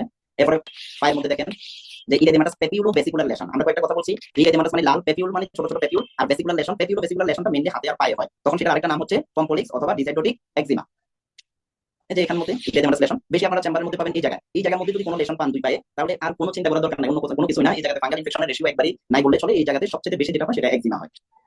এখন ট্রিটমেন্ট আমরা দেখি, ট্রিটমেন্ট অফ এটোপিক ডার্মাটাইটিস। তাহলে বাচ্চাদের ডার্মাটাইটিসের মধ্যে সব সময় একটা বিষয় বারবার মনে রাখবেন, কারণ আমি কিছু বাচ্চা পেশেন্ট পাইছি যাদের ক্ষেত্রে ডার্মাসল ব্যবহার করার পরে মানে ভালো তো হয়েছে, ভালো হওয়ার পর টোটাল 1 মাসের জন্য দিছে ডক্টর সাহেব, এটা 7 দিন 14 দিনে ভালো হয়ে এরপরে ব্যবহারের কারণে স্কিন অ্যাট্রফি হয়ে স্কিন থেকে ব্লিডিং শুরু হয়েছে। তো সেই জন্য ডার্মাসল, ক্লোবেটাসল, হেলোবেটাসল, টপিক্লো যেগুলো আছে ইউজুয়ালি আপনারা শুধু কিন্তু মুখস্থ যে আমার সিনিয়র স্যার দিছে আমিও দিয়ে দিচ্ছি, আমি একটা স্টেরয়েডের নাম জানি, ওটা আমি আপনাদের সুপার পটেন্ট গুলো বলে দিলাম। একটা হচ্ছে হেলোবেটাসল, হেলোবেটাসল হচ্ছে জেনেরিক নেম, আর একটা হচ্ছে ক্লোবেটাসল, ক্লোবেটাসল। এগুলো সব সময় অ্যাভয়েড করবেন, হ্যাঁ। আবার বেটামেথাসন ওটা হচ্ছে মাইল্ড মডারেট, ওটা হচ্ছে মডারেট, ওটাও অ্যাভয়েড করবেন। বাচ্চাদের ক্ষেত্রে শুধু একটা মনে রাখেন, হাইড্রোকর্টিসন, শুধু একটা। এখন সবাইকে আপনি টপিকট আমি এখানে বললাম, আর কয়েকটা ব্র্যান্ড নেম পাওয়া যায় যেটা আপনার ভালো লাগে, যে সবাইকে টপিকট লিখে বলে যে সবসময় ডাক্তার একই মেডিসিন দেয়, সবাইকে একটাই দেয়, তখন আপনি আরো কয়েকটা ব্র্যান্ড নেম শিখে রাখেন। কিন্তু টপিকটের বাইরে আপনি যাবেন না, স্কিন অ্যাট্রফি হবে এবং বাচ্চার ক্ষতি হয়ে যাবে। টপিকট আছে, এরপরে আপনার এটা কর্টিমেট আছে, হাইড্রোকট আছে, বিভিন্ন নাম আছে, ইনটাসন আছে, ইউনিকট আছে, জোকট আছে, যেটা সম্ভব এটা দিবেন। এক্সিমা ট্রিটমেন্টের মধ্যে 3টা জিনিস মনে রাখবেন সবসময়, এই 4টা জিনিস কমনলি মনে রাখবেন। একটা হচ্ছে অ্যামোলেন ক্রিম। অ্যামোলেন ক্রিমটা আমরা কেন দেবো? স্কিনটা ড্রাই হয়ে আছে, স্কিনটা সফট করার জন্য আমরা অ্যামোলেন ক্রিমটা দেবো।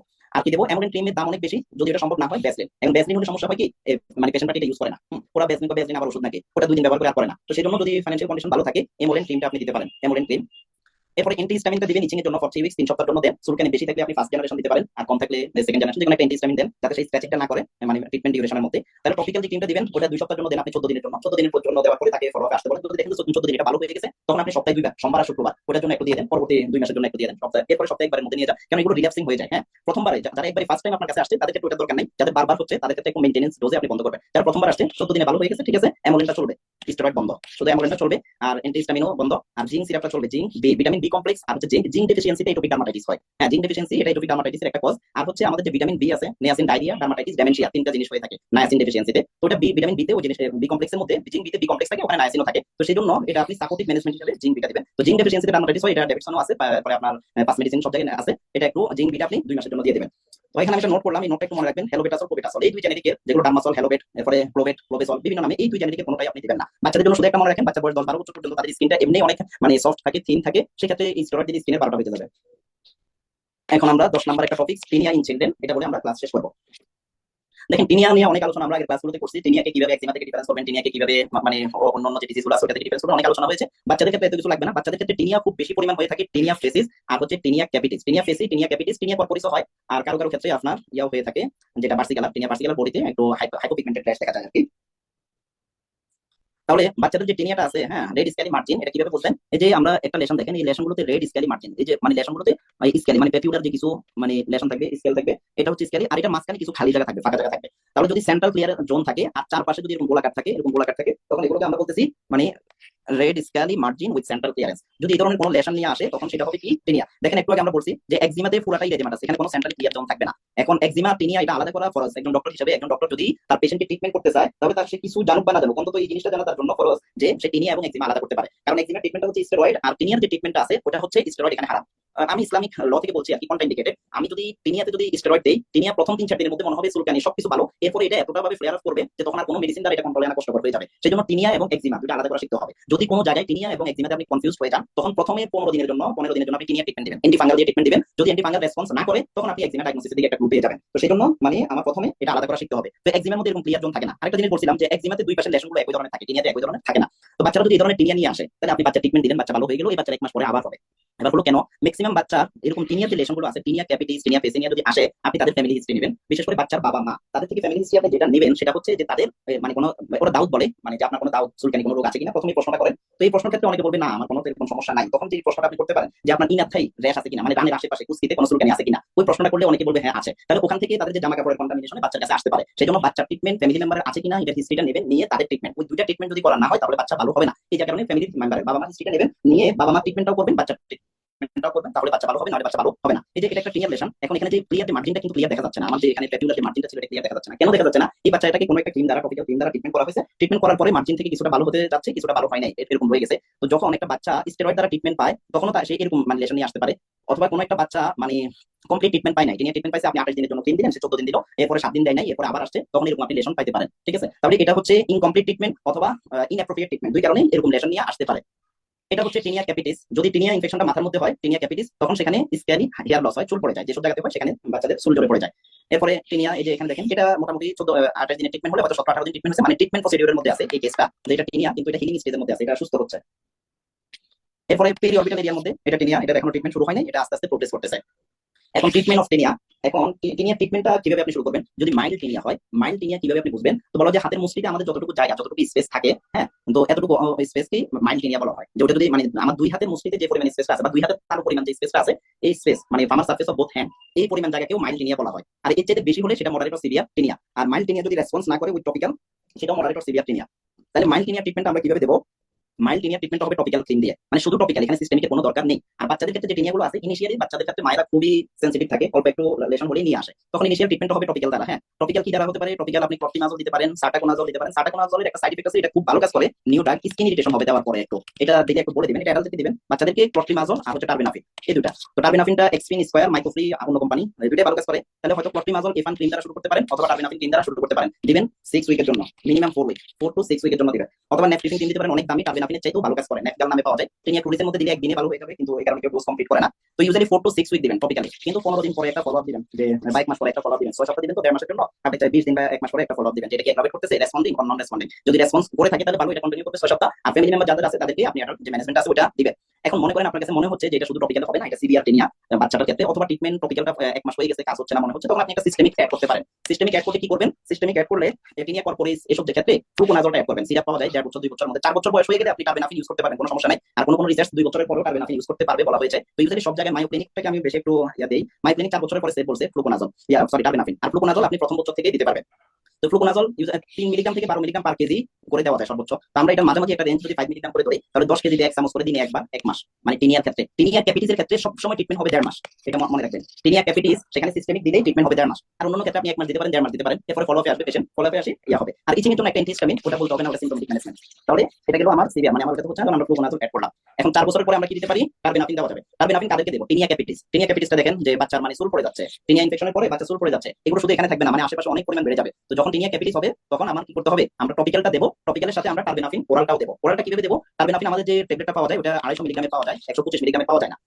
তো কেজির যদি কম হয় ওজন, তখন আমরা ট্যাবলেট টার্বেনাফিন ট্যাবলেট 250 মিলিগ্রাম দেবো, এটার অর্ধেক করে প্রতিদিন সকাল 6 আর যদি 30 মিলিগ্রাম হয় 35 কেজি হয়, তখন আমরা 2/3 করে দেবো। আর যদি 35 কেজির উপরে হয়, তখন আমরা কতটুকু দেবো? তখন আমরা একটা করেই আমরা দিতে পারি, 6 সপ্তাহের জন্য দেবো। হচ্ছে টেনিয়া ক্যাপিটিসের ম্যানেজমেন্ট। আর বাকি যত টেনিয়া আছে সব জায়গার মধ্যে শুধু টপিক্যালটা দিলেই হবে।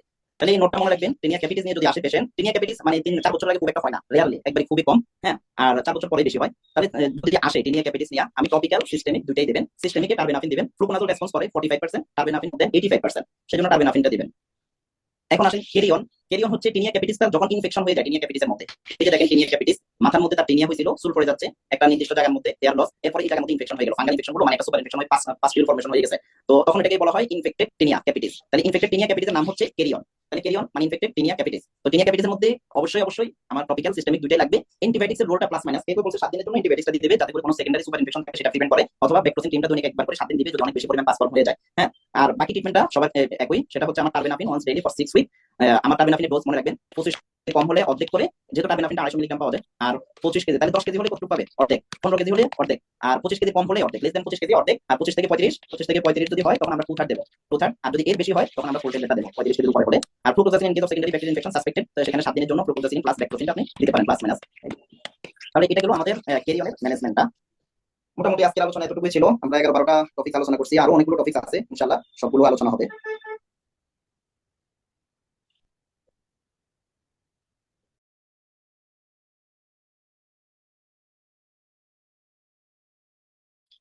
বিসমিল্লাহির রহমানির রহিম। রব্বি জিদনি ইলমা, রব্বি ইয়াসসির ওয়া লা তুআসসির ওয়া তাম্মিম আলাইনা বিল খাইর, রব্বি ইশরাহ লি সাদরি ওয়া ইয়াসসির লি আমরি ওয়াহলুল উকদাতাম মিন লিসানি ইয়াফকাহু কাওলি। তো আজকের টপিকস, আমাদের আজকে টপিকসের মধ্যে scabies, corn, callus, wart, exfoliative dermatitis, এই টপিকসগুলো আলোচনা হবে। Vitiligo, post inflammatory scar, post inflammatory hyperpigmentation, acanthosis nigricans, melasma আর একনি ডার্ক স্পট কিভাবে রিমুভ করা যায়, এই টপিক গুলো নিয়ে আজকে আমাদের আলোচনা। স্ক্যাবিস, স্ক্যাবিস বলা হয় যে মানে কমন 3টা স্কিন ডিজিজের মধ্যে একটা ডিজিজ হচ্ছে স্ক্যাবিস। যদি আমরা খুবই কমন 3টা ডিজিজ চিন্তা করি, তার মধ্যে একটা হচ্ছে স্ক্যাবিস, বাকি দুইটা কি? বাকি দুইটা হচ্ছে একটা ডার্মাটাইটিস, এটোপিক ডার্মাটাইটিস, আর একটা হচ্ছে ফাঙ্গাল ইনফেকশন। তো স্ক্যাবিসটা হচ্ছে একটা কন্টাজিয়াস স্কিন ইনফেস্টেশন। হ্যাঁ, এটা হচ্ছে সার্কোপটিস স্ক্যাবি, একটা প্যারাসাইট আছে, এটা একটা প্যারাসাইটিক ইনফেকশন। এই প্যারাসাইটটা কি করে? স্কিনের নিচে আসে, স্কিনের মধ্যে এগুলো প্যারাসাইট হিসাবে থাকে, পরজীবী হিসাবে থাকে আর কি। তো স্কিনের যে কিউটেনিয়াস লেয়ারটা আছে ওইটার নিচে এগুলো মোটামুটি বাসা বাঁধে এবং সেখানে ডিম পাড়ে। পরবর্তীতে স্ক্যাবিস যখন বডিতে আসে তখন এটা মানে বডিতে একটা অ্যালার্জিক রেসপন্স করে, অ্যালার্জিক রিঅ্যাকশন করে। এই অ্যালার্জিক রিঅ্যাকশনটা যখন করে তখন ওখানে মাস্ট সেল থেকে হিস্টামিন রিলিজ হয়, হিস্টামিন রিলিজ হয়ে ইচিং সেন্সেশন হয়। এবং এক সময় কি হয়, মানে যত জায়গার মধ্যে মানে হাতের কন্টাক্ট লাগে সব জায়গার মধ্যেই এটা ছড়িয়ে পড়ে। স্ক্যাবিসের মধ্যে যদি কেউ একটা ধরেন একটা ঘরের মধ্যে স্ক্যাবিসের পেশেন্ট আছে, এখন সেখানে যদি আরেকজন ক্লোজ কন্টাক্টে থাকে মিনিমাম 10 মিনিট, যদি ক্লোজ কন্টাক্টের মধ্যে থাকে তাহলে তার থেকে এর মধ্যে স্ক্যাবিসটা চলে আসতে পারে। স্ক্যাবিস চলে আসলে সিমটমসটা শুরু হতে 2 থেকে 6 সপ্তাহ পর্যন্ত টাইম লাগতে পারে। হ্যাঁ, তো এই 2 থেকে 6 সপ্তাহের মধ্যেও কিন্তু সেই স্ক্যাবিস অন্যের মধ্যে ছড়াতে পারবে। স্ক্যাবিসের যে সিমটমস, যে টিপিক্যাল যে ফিচার্সটা আছে, ইচিং, রেডনেস, হ্যাঁ, বুড়ো, যে লেশন গুলো পাওয়া যায় অথবা লিনিয়ার লেশন, এই লেশনটা আসতে একটা পেশেন্ট ইনফেক্টেড হবার পরেও এটা লেশনটা আসতে 2 থেকে 6 সপ্তাহ পর্যন্ত সময় লাগতে পারে। এই সময়টার মধ্যে কিন্তু পেশেন্টের মধ্যে যে স্ক্যাবিস সার্কোপটিস যে প্যারাসাইটটা আছে, এই প্যারাসাইটটা তার বডির মধ্যে ডরমেন্ট থাকতে পারে এবং এটা তার অন্যদের মধ্যে এটা ছড়াইতে পারে। মানে স্ক্যাবিসের যে সিমটমস গুলো তা তার ফ্যামিলির অন্যদের মধ্যে দেখা দিতে পারে। ফর এক্সাম্পল, মনে করেন একটা ঘরের মধ্যে একটা ছোট বাচ্চা আছে, বাচ্চার বয়স হচ্ছে 10 মাস। এখন এই বাচ্চাটা কোনো স্ক্যাবিস পেশেন্টের কন্টাক্টে যায় নাই, কোনো পেশেন্টের ক্লোজ কন্টাক্টে যায় নাই, কিন্তু তার বাবা সে কাজ করে একটা কারখানাতে কাজ করে, ওই কারখানার মধ্যে দেখা যাচ্ছে ওই ফ্যাক্টরিতে অনেকগুলো পেশেন্টের স্ক্যাবিস আছে। তাহলে ওই স্ক্যাবিস ওই পেশেন্ট গুলো থেকে তার বাবার মধ্যে আসতে পারে, এবং তার বাবার মধ্যে কোনো সিমটমস প্রকাশ করা ছাড়াই বাচ্চার মধ্যে মানে স্ক্যাবিসের সিমটমস দেখা দিতে পারে। তাহলে এখানের মধ্যে কিন্তু এখানে মেইন যে ডেফিনিটিভ কজটা ছিল এটা তার বাবা ছিল, বাবা থেকে সন্তানের মধ্যে আসছে। তো বাচ্চাদের ক্ষেত্রে স্ক্যাবিসের সিমটমসটা খুবই আর্লি দেখা যায়, হ্যাঁ। অথবা এই বাচ্চাটা আগে একবার ইনফেক্টেড হয়েছিল, এখন সেকেন্ড টাইম ইনফেক্টেড হচ্ছে। তাহলে সে যদি একটা স্ক্যাবিসের কন্টাক্টে যায়, হ্যাঁ, এমন একটা স্ক্যাবিস ক্যারিয়ার ইন্ডিভিজুয়ালের কন্টাক্টে যদি যায়, তাহলে বাচ্চাদের ক্ষেত্রে আর্লি সিমটমস আসতে পারে। তাহলে ক্যারিয়ারটা কে ছিল? ক্যারিয়ারটা ছিল তার বাবা, ক্যারিয়ারটা ছিল তার মা বা আদার্স কেউ, কিন্তু বাচ্চাটা ক্যারিয়ার ছিল না। কিন্তু আমরা জানি যে স্ক্যাবিসের সিমটমসটা শুরু হতে 2 সপ্তাহ থেকে 6 সপ্তাহ পর্যন্ত লাগতে পারে। সেই জন্য দেখা যাচ্ছে তার বাবার মধ্যে কোনো সিমটমস দেখা যায়নি, তার মায়ের মধ্যেও কোনো সিমটমস দেখা যায়নি, বাচ্চার মধ্যে কিন্তু সিমটমস দেখা দিতে পারে। তখন কি করতে হবে? আমাদের যে ইয়েটা হয়, ট্রিটমেন্ট ফেইলিউরটা কেন হয়? ট্রিটমেন্ট ফেইলিউরটা হয় যে বাচ্চা ট্রিটমেন্ট করাচ্ছে কিন্তু এসিমটোমেটিক ফ্যামিলি মেম্বারের কোনো ট্রিটমেন্ট করা হয় না। স্ক্যাবিসের ট্রিটমেন্টের মধ্যে সবচেয়ে বড় যে কমন যে মিস্টেকটা আছে সেটা হচ্ছে এটা, একটা ঘরের মধ্যে যদি একজন বাচ্চার যদি স্ক্যাবিস হয়ে থাকে, একটা ছোট বাচ্চা 1 বছর 2 বছর, তো তাকে তো সবাই কোলে নেয়, আদর করে। তো তাকে যখন সবাই কোলে নিয়েছে, সবার মধ্যে অবশ্যই অবশ্যই স্ক্যাবিসের মানে যে প্যারাসাইটটা আছে এটা চলে গেছে, কিন্তু তার ক্ষেত্রে হয়তো মানে সিমটমসটা দেখা যাচ্ছে না। এবং কিছু কিছু ক্ষেত্রে অ্যাডাল্টদের মধ্যে স্ক্যাবিসের সিমটমসটা লং টাইম মানে উইদাউট এসিমটোমেটিক থাকতে পারে। এসিমটোমেটিক মানে এই নয় যে পেশেন্ট ইনফেক্টেড হয় নাই। সেজন্যই তো বলা হয় যখন একজনের ট্রিটমেন্ট করা হবে তখন ঘরের সবার ট্রিটমেন্ট করা প্রয়োজন হয়। তাহলে এটা ছিল স্ক্যাবিসের কিছু বেসিক কথাবার্তা। তো স্ক্যাবিসের মধ্যে কি হয়, এটা যখন ফার্স্ট টাইম ইনফেকশন হয় তখন এটা সিমটমসটা দেখা দিতে 2 থেকে 6 সপ্তাহ পর্যন্ত সময় লাগতে পারে। আর যখন সেকেন্ড ইনফেকশন হবে তখন একদিনের মধ্যে উইদিন 24 আওয়ার কি শুরু হয়, স্ক্যাবিসের সিমটমস শুরু হতে পারে। আর সিমটমসটা বডির সব জায়গায় হতে পারে, কিন্তু স্পেসিফিক কিছু জায়গা আছে বডির যে ফোল্ড গুলো আছে, হ্যাঁ, যেমন ইন্টারডিজিটাল স্পেস বা ফিঙ্গার ওয়েব, এবং বডির যে প্লেক্সর যে সারফেস গুলো আছে, হ্যাঁ, এই সারফেস গুলোর মধ্যে মানে লেশন গুলো সবচেয়ে বেশি হয়, কারণ ওই সারফেস গুলোর মধ্যে স্ক্যাবিস যে সার্কোপ্টেস যে প্যারাসাইটটা আছে, ওই প্যারাসাইটটা ওই সারফেস গুলোর মধ্যে থাকার জন্য ওটা তাদের জন্য খুব একটা অ্যাপ্রোপ্রিয়েট সুইটেবল প্লেস। সেই জন্য বোর্ডে যে ফোল্ডিং যে এরিয়া গুলো আছে, ইন্টারডিজিটাল ফিঙ্গার ওয়েব, এরপরে হচ্ছে কিউবেটাল ফসা, আর্মফিট, এরপরে হচ্ছে অ্যারিওলা, এরপরে আম্বিলিকাসের চারপাশ, ইনার থাই, এইসব জায়গার মধ্যে কিন্তু স্ক্যাবিসের লেশন গুলো খুব বেশি দেখা যায়। এখন টিপিক্যাল লেশন এইসব জায়গাতে হয়, এইসব জায়গাতে যদি নাও হয়, মানে নাও হতে পারে, মানে এইসব জায়গাতে মানে স্ক্যাবিস হলে যে ফিঙ্গার ওয়েবের মধ্যে লেশন থাকতেই হবে এই ধরনের কোনো কথাবার্তা নেই, তাই এটা বাধ্য, ম্যান্ডেটরি না। তবে এইসব জায়গাতে যদি থাকে তখন আমাদের জন্য ডায়াগনোসিসটা সহজ হয়ে যায়। তাহলে কি হবে, যখন একটা পেশেন্ট আপনার কাছে জেনারেলাইজড মানে সারা শরীরে চুলকানি নিয়ে পেশেন্ট আপনার কাছে আসলো, এখন পেশেন্টের কোনো সিস্টেমিক ম্যানিফেস্টেশন নাই, এটা 7 দিন বা 10 দিন এরকম একটা টিপিক্যাল ফিচার্স থাকবে। যদি বাচ্চা হয়, তার আগের কোনো অ্যালার্জিক হিস্ট্রি আছে কিনা সেটা আপনি জেনে নেবেন। অ্যালার্জির হিস্ট্রি কোনো কিছু তারা দিতে পারতেছে না, শুধু বলতেছে তার সারা শরীর চুলকায়। তখন প্রথম আপনি যদি বাচ্চা হয়ে থাকে সে কোথায় পড়াশোনা করে, আবাসিক থাকে কিনা, যেমন মাদ্রাসার স্টুডেন্টদের মধ্যে স্ক্যাবিসের পরিমাণটা বাংলাদেশের মধ্যে একটু বেশি, কারণ ওই মাদ্রাসার মধ্যে আবাসিকে থাকা হয় এবং সবাই মানে ওভার ক্রাউডিং প্লেস এর মধ্যে থাকে। এ ধরনের শুধু মাদ্রাসা না, স্কুল, এই ধরনের আবাসিক যে শিক্ষা প্রতিষ্ঠানগুলো আছে এখানে ওভার ক্রাউডিং হয়ে থাকে। এখানে যেখানে ওভার ক্রাউডিং থাকে একজনের থেকে আরেকজনের ক্লোজ কন্টাক্টে থাকে, ছড়িয়ে পড়তে পারে। তাহলে একটা পেশেন্ট যখন জেনারেলাইজ টিচিং নিয়ে আসলো এবং তার বডিতে আপনি কোনো যে আমরা অ্যালার্জির যে লেশন গুলো আছে, আর্টিকেরিয়ার যে লেশন গুলো আছে, হাইট থাকতে পারে আর্টিকেরিয়াতে, হুইল থাকতে পারে, এই ধরনের হাই হুইল কিছুই আপনি দেখতে পাচ্ছেন না। জাস্ট পেশেন্ট বলতেছে যে তার শরীর সারা শরীর চুলকায়। তখন তার একটু হিস্ট্রি নিলেন, সে কি করে, স্টুডেন্ট, এখন স্টুডেন্ট হলে আবাসিক থেকে না অনাবাসিক, এগুলো আপনার ডায়াগনোসিস ক্লু দেবে। হ্যাঁ ঠিক আছে বললো সে আবাসিক থাকে।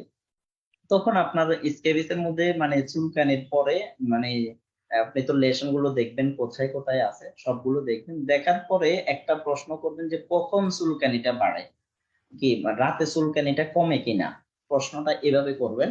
কারণ হচ্ছে যে যদি আপনি জিজ্ঞেস করেন তাদের তো সারাক্ষণে চুলকায়, আপনি একজ্যাক্ট অ্যান্সারটা পাবেন না। তখন জিজ্ঞেস করবেন যে রাতে চুলকানিটা কমে কিনা কিছুটা, তখন সে সঠিকটা বলবে। যাদের স্ক্যাবিস তাদের রাতের মধ্যে চুলকানির পরিমাণ একটু বেড়ে যায়। হ্যাঁ, তো এটা আপনি একটু জিজ্ঞেস করবেন।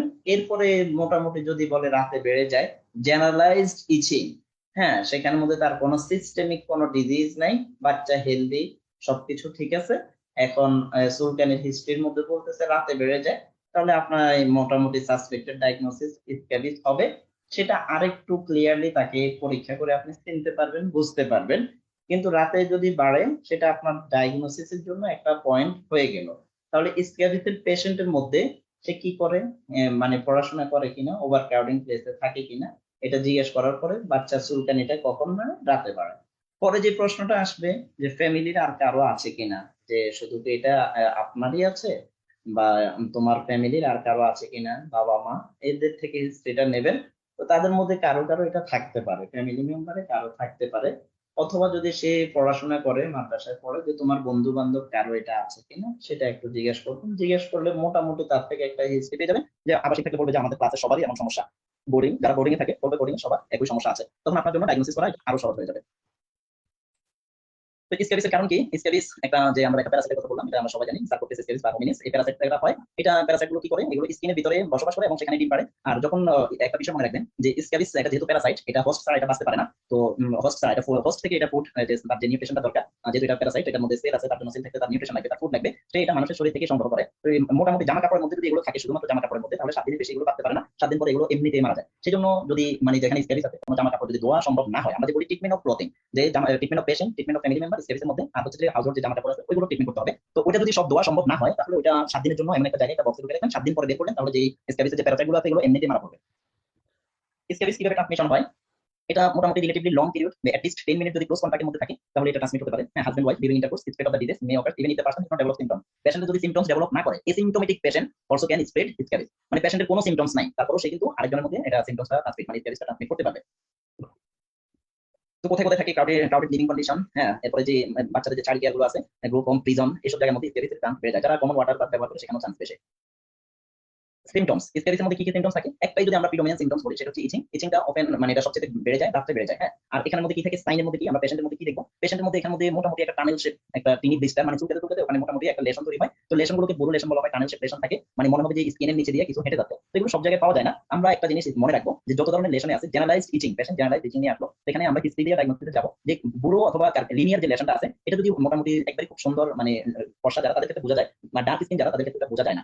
তো সেই জন্য কি করতে হবে? সেই জন্য আমরা এমন একটা ক্লু, এখানে প্রতিটা যে বুড়ো, এগুলো একটু লিনিয়ার লেশন, এগুলোর ইন্ট, মানে এটা একটা ইন্ট হেড থাকে, ইন্ট হেডের মধ্যে একটা ব্লাড ডট থাকে, এটা দেখাবো। তো ওই ব্লাড ডটটা দ্বারা খুব সহজে বুঝবেন যে মানে দুষ্টামি করে একজন যদি আরেকজনকে কলম দিয়ে খোঁচা মারে, তাহলে কি হয়, কলমের একটু মানে পেন নিডল মার্ক তার হাতের মধ্যে বসে যায়। ওই পেন নিডল মার্কটা যেমন, একটা পেশেন্ট যদি জেনারেলাইজড ইচিং নিয়ে আসে, আপনি তার থেকে হিস্ট্রি তো সবগুলো নেবেন, নেওয়ার পরে যে ডায়াগনস্টিক মার্কটা আপনি খুঁজবেন, যেরকম পেন নিডল মার্ক কোথাও পাওয়া যায় কিনা, যখন মানে তার জেনারেলাইজড ইচিং এবং ইচিং হিস্ট্রিটা খুব বেশি না, খাবারের সাথে কোনো সম্পর্ক নাই, কিন্তু আপনি সেখানে কোনো লিনিয়ার লেশন অথবা টিপিক্যাল যে সাইটগুলো আছে সেগুলোতে পাচ্ছেন না। টিপিক্যাল সাইট যেমন ফিঙ্গার ওয়েব, এরপরে আর যেগুলো আছে একদিরা, আম্বিলিকাস, তারপরে আর্মপিট, যদি এগুলোতে পান, তাহলে তো মোটামুটি টিপিক্যাল লেশন দ্বারা আপনি বুঝে যাবেন যে তার স্ক্যাবিস। কিন্তু যদি টিপিক্যাল যে সাইটগুলো আছে, টিপিক্যাল সাইটের মধ্যে যদি কোনো লেশন না থাকে, তখন কিভাবে বুঝবেন যে এটা স্ক্যাবিস কিনা? তখন আপনি যে পেন নিডল মার্কটা আপনাকে খুঁজে বের করতে হবে, ওটা খুঁজে পেলেই আপনার ডায়াগনোসিস হয়ে যাবে।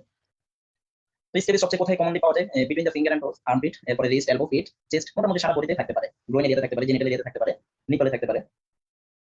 Infant and young children, common site of scabies usually include, মানে যদি একবার ইনফ্যান্ট বাচ্চাদের যদি হয়ে থাকে, একবার ইনফ্যান্ট এবং বিলো 2 ইয়ার্স, তাদের ক্ষেত্রে কিন্তু face, scalp and neck involve হতে পারে। অ্যাডাল্টদের ক্ষেত্রে usually face, scalp and neck involve হয় না, কারণ এটা তো মানে যেসব জায়গার মধ্যে তার হাতে কন্টাক্ট যায় ওসব জায়গাতে হয়ে যায়। আর নরমালি স্ক্যাবিস যে প্যারাসাইটটা আছে ওগুলো মোটামুটি ফেসের দিকে খুব একটা, মানে নেকে ক্রস করে উপরের দিকে যায় না অ্যাডাল্টের ক্ষেত্রে। তবে যারা ইমিউনো কম্প্রোমাইজ তাদের ক্ষেত্রে যেতে পারে, তো সেক্ষেত্রে কিন্তু সেখানে স্কাল্প ইনভলভ হবে, অ্যাডাল্টের ক্ষেত্রে স্কাল্প ইনভলভ হতে পারে, তবে এটা রেয়ারলি। তো বাচ্চাদের ক্ষেত্রে ফেস, স্কাল্প, নেক এগুলো ইনভলভ হবে, বাকিগুলো পার্মেন্ট of the hand, sole of the feet, এগুলো তো সবার ক্ষেত্রে হবে।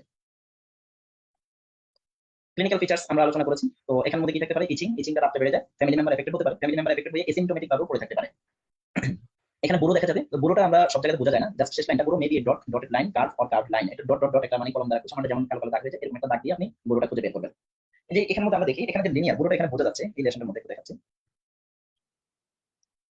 যে এই যে এখানে লম্বা একটা লেশন কিন্তু এখানে আছে, কিন্তু এটা বোঝার কোনো উপায় নাই। কিন্তু এখানের মধ্যে আমরা যেটা খুঁজে বের করবো যে পেশেন্টের স্ক্যাবিস কিনা সেটা ডায়াগনোসিসের জন্য আমরা যেটা খুঁজে বের করবো, প্রথমে তো তার হিস্ট্রিটা আমরা নিয়ে নেবো। হিস্ট্রি নেওয়ার পরে ডায়াগনস্টিক পয়েন্টের জন্য আমরা একটা জাস্ট মানে ব্লাড ডটটা আমরা খুঁজে বের করবো যে ব্লাড ডটটা কোথায় আছে। এখানে এরকম একটা ব্লাড ডট থাকতে পারে, ব্লাড ডট এই যে এখানে খুব ছোট একটা আছে, এটা বের করে আমরা ডায়াগনস্টিক পয়েন্টে যাবো। এগুলো দেখে আমরা কনফিউজ হয়ে যাবো যে এটা কি স্ক্যাবিস নাকি এটা ইমপেটিগো নাকি অন্য কিছু। তো সেজন্য আমাদেরকে একটা স্পট খুঁজতে হবে। এই যে এখানে যে স্পটটা দেখা যাচ্ছে এটা খুঁজে আপনি ডায়াগনোসিসে যেতে পারবেন। সাথে যে হিস্ট্রি গুলো আছে যে ইচিং ইন্ডিকেটর 9 ওইগুলো আপনাকে ডায়াগনোসিসের অনেকগুলো ক্লু দিয়ে দেবে।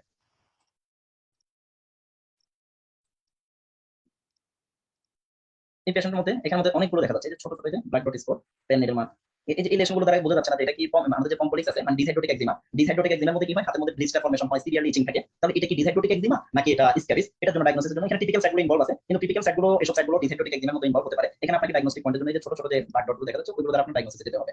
এই যে এখানে এটার ভিতরে দেখা যাচ্ছে একটা এই যে ব্ল্যাক ডট, এই ডটগুলো দ্বারাই মোটামুটি আপনি ডায়াগনস্টিক পয়েন্টে যাবেন। এগুলোর পাশে সবগুলোর মধ্যে এটা থাকার কথা ছিল, মানে একটা লিনিয়ার একটা লেশন থাকবে, তার ইন্ডের মধ্যে এই যে কালো স্পটটা থাকবে, ব্ল্যাক স্পটটা থাকবে, কিন্তু এটা লিনিয়ার লেশনটা ম্যাক্সিমাম জায়গাতে বোঝা যায় না। একবারে যাদের থিন স্কিন মানে ইউরোপিয়ান তাদের ক্ষেত্রে বোঝা যেতে পারে, কিন্তু আমাদের ক্ষেত্রে এটা বোঝা যায় না। সেজন্য আপনাকে যে ব্ল্যাক ডট আছে সেটা খুঁজে বের করতে হবে। এখানে ব্ল্যাক ডট আছে, এখানে ব্ল্যাক ডট আছে। আসসালামু আলাইকুম। জি ওয়ালাইকুম আসসালাম। একটা কোশ্চেন করি, এটা কি কোনো ল্যাবরেটরি ইনভেস্টিগেশন করে দেখেন একটা প্যারাসাইট, এটা আইডেন্টিফিকেশন করার কোনো প্রসিডিউর আছে? এটা মাইক্রোস্কোপিকে ইয়া করা যেতে পারে, মাইক্রোস্কোপি করা যেতে পারে, কিন্তু দরকার হয় না, এটা ক্লিনিক্যালি করা হয়, আমাদের বাংলাদেশে এটা করা হয় না। মানে ফ্যাসিলিটি আছে, করা যেতে পারে? হ্যাঁ করা যেতে পারে।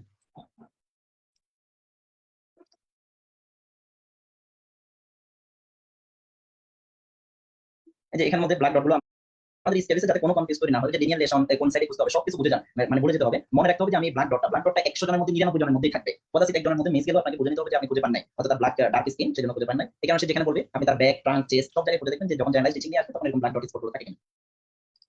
এখানে মধ্যে এই বাচ্চার মধ্যে যেটা বোঝা যাচ্ছে না যে এটা কি টপিক ডার্মাটাইটিস না আর্টিকেরিয়া নাকি স্ক্যাবিস, কিন্তু এই ব্ল্যাক ডটগুলো দিয়ে আপনি ডায়াগনোসিসে চলে যাবেন। এখানের মধ্যে যে ব্ল্যাক ডটগুলো অনেক বড় হয়ে গেছে, যে ছোট ছোট অনেকগুলো ব্ল্যাক ডট স্পট এখানে পাওয়া যাচ্ছে, এগুলো দ্বারা ডায়াগনোসিসে চলে যেতে হবে। এই যে এখানে একটা ডট দেখা যাচ্ছে, এখানে দেখা যাচ্ছে, এই ব্ল্যাক ডট স্পটগুলো দ্বারা ডায়াগনোসিস করতে হবে। এখানে মধ্যে এই যে ব্ল্যাক ডট, এখানে মধ্যে মানে পুরো যদি এরকম জাস্ট এই জায়গাতে লেশন বাচ্চার হাতে ফিঙ্গার ওয়েব বা কোথাও নাই, কিন্তু সে জেনারেল টিচিং এ কমপ্লেন করতেছে, তখন আপনাকে এখানে খুঁজে বের করতে হবে যে ব্ল্যাক ডটটা কোথায় দেখা যাচ্ছে। এই যে এখানে এর মার্কের সামনে দেখা যাচ্ছে, এখানে একটা দেখা যাচ্ছে, এখানে একটা দেখা যাচ্ছে, এখানে দেখা যাচ্ছে। এখানে ক্লিয়ার অনেকগুলো ব্ল্যাক ডট দেখা যাচ্ছে, এখানে একটা দেখা যাচ্ছে, এখানে একটা দেখা যাচ্ছে, এখানে একটা দেখা যাচ্ছে। এটা পুরোটাই খুব আরো ক্লিন ভাবে দেখা যাচ্ছে। Black dot spot general teaching diagnosis scabies.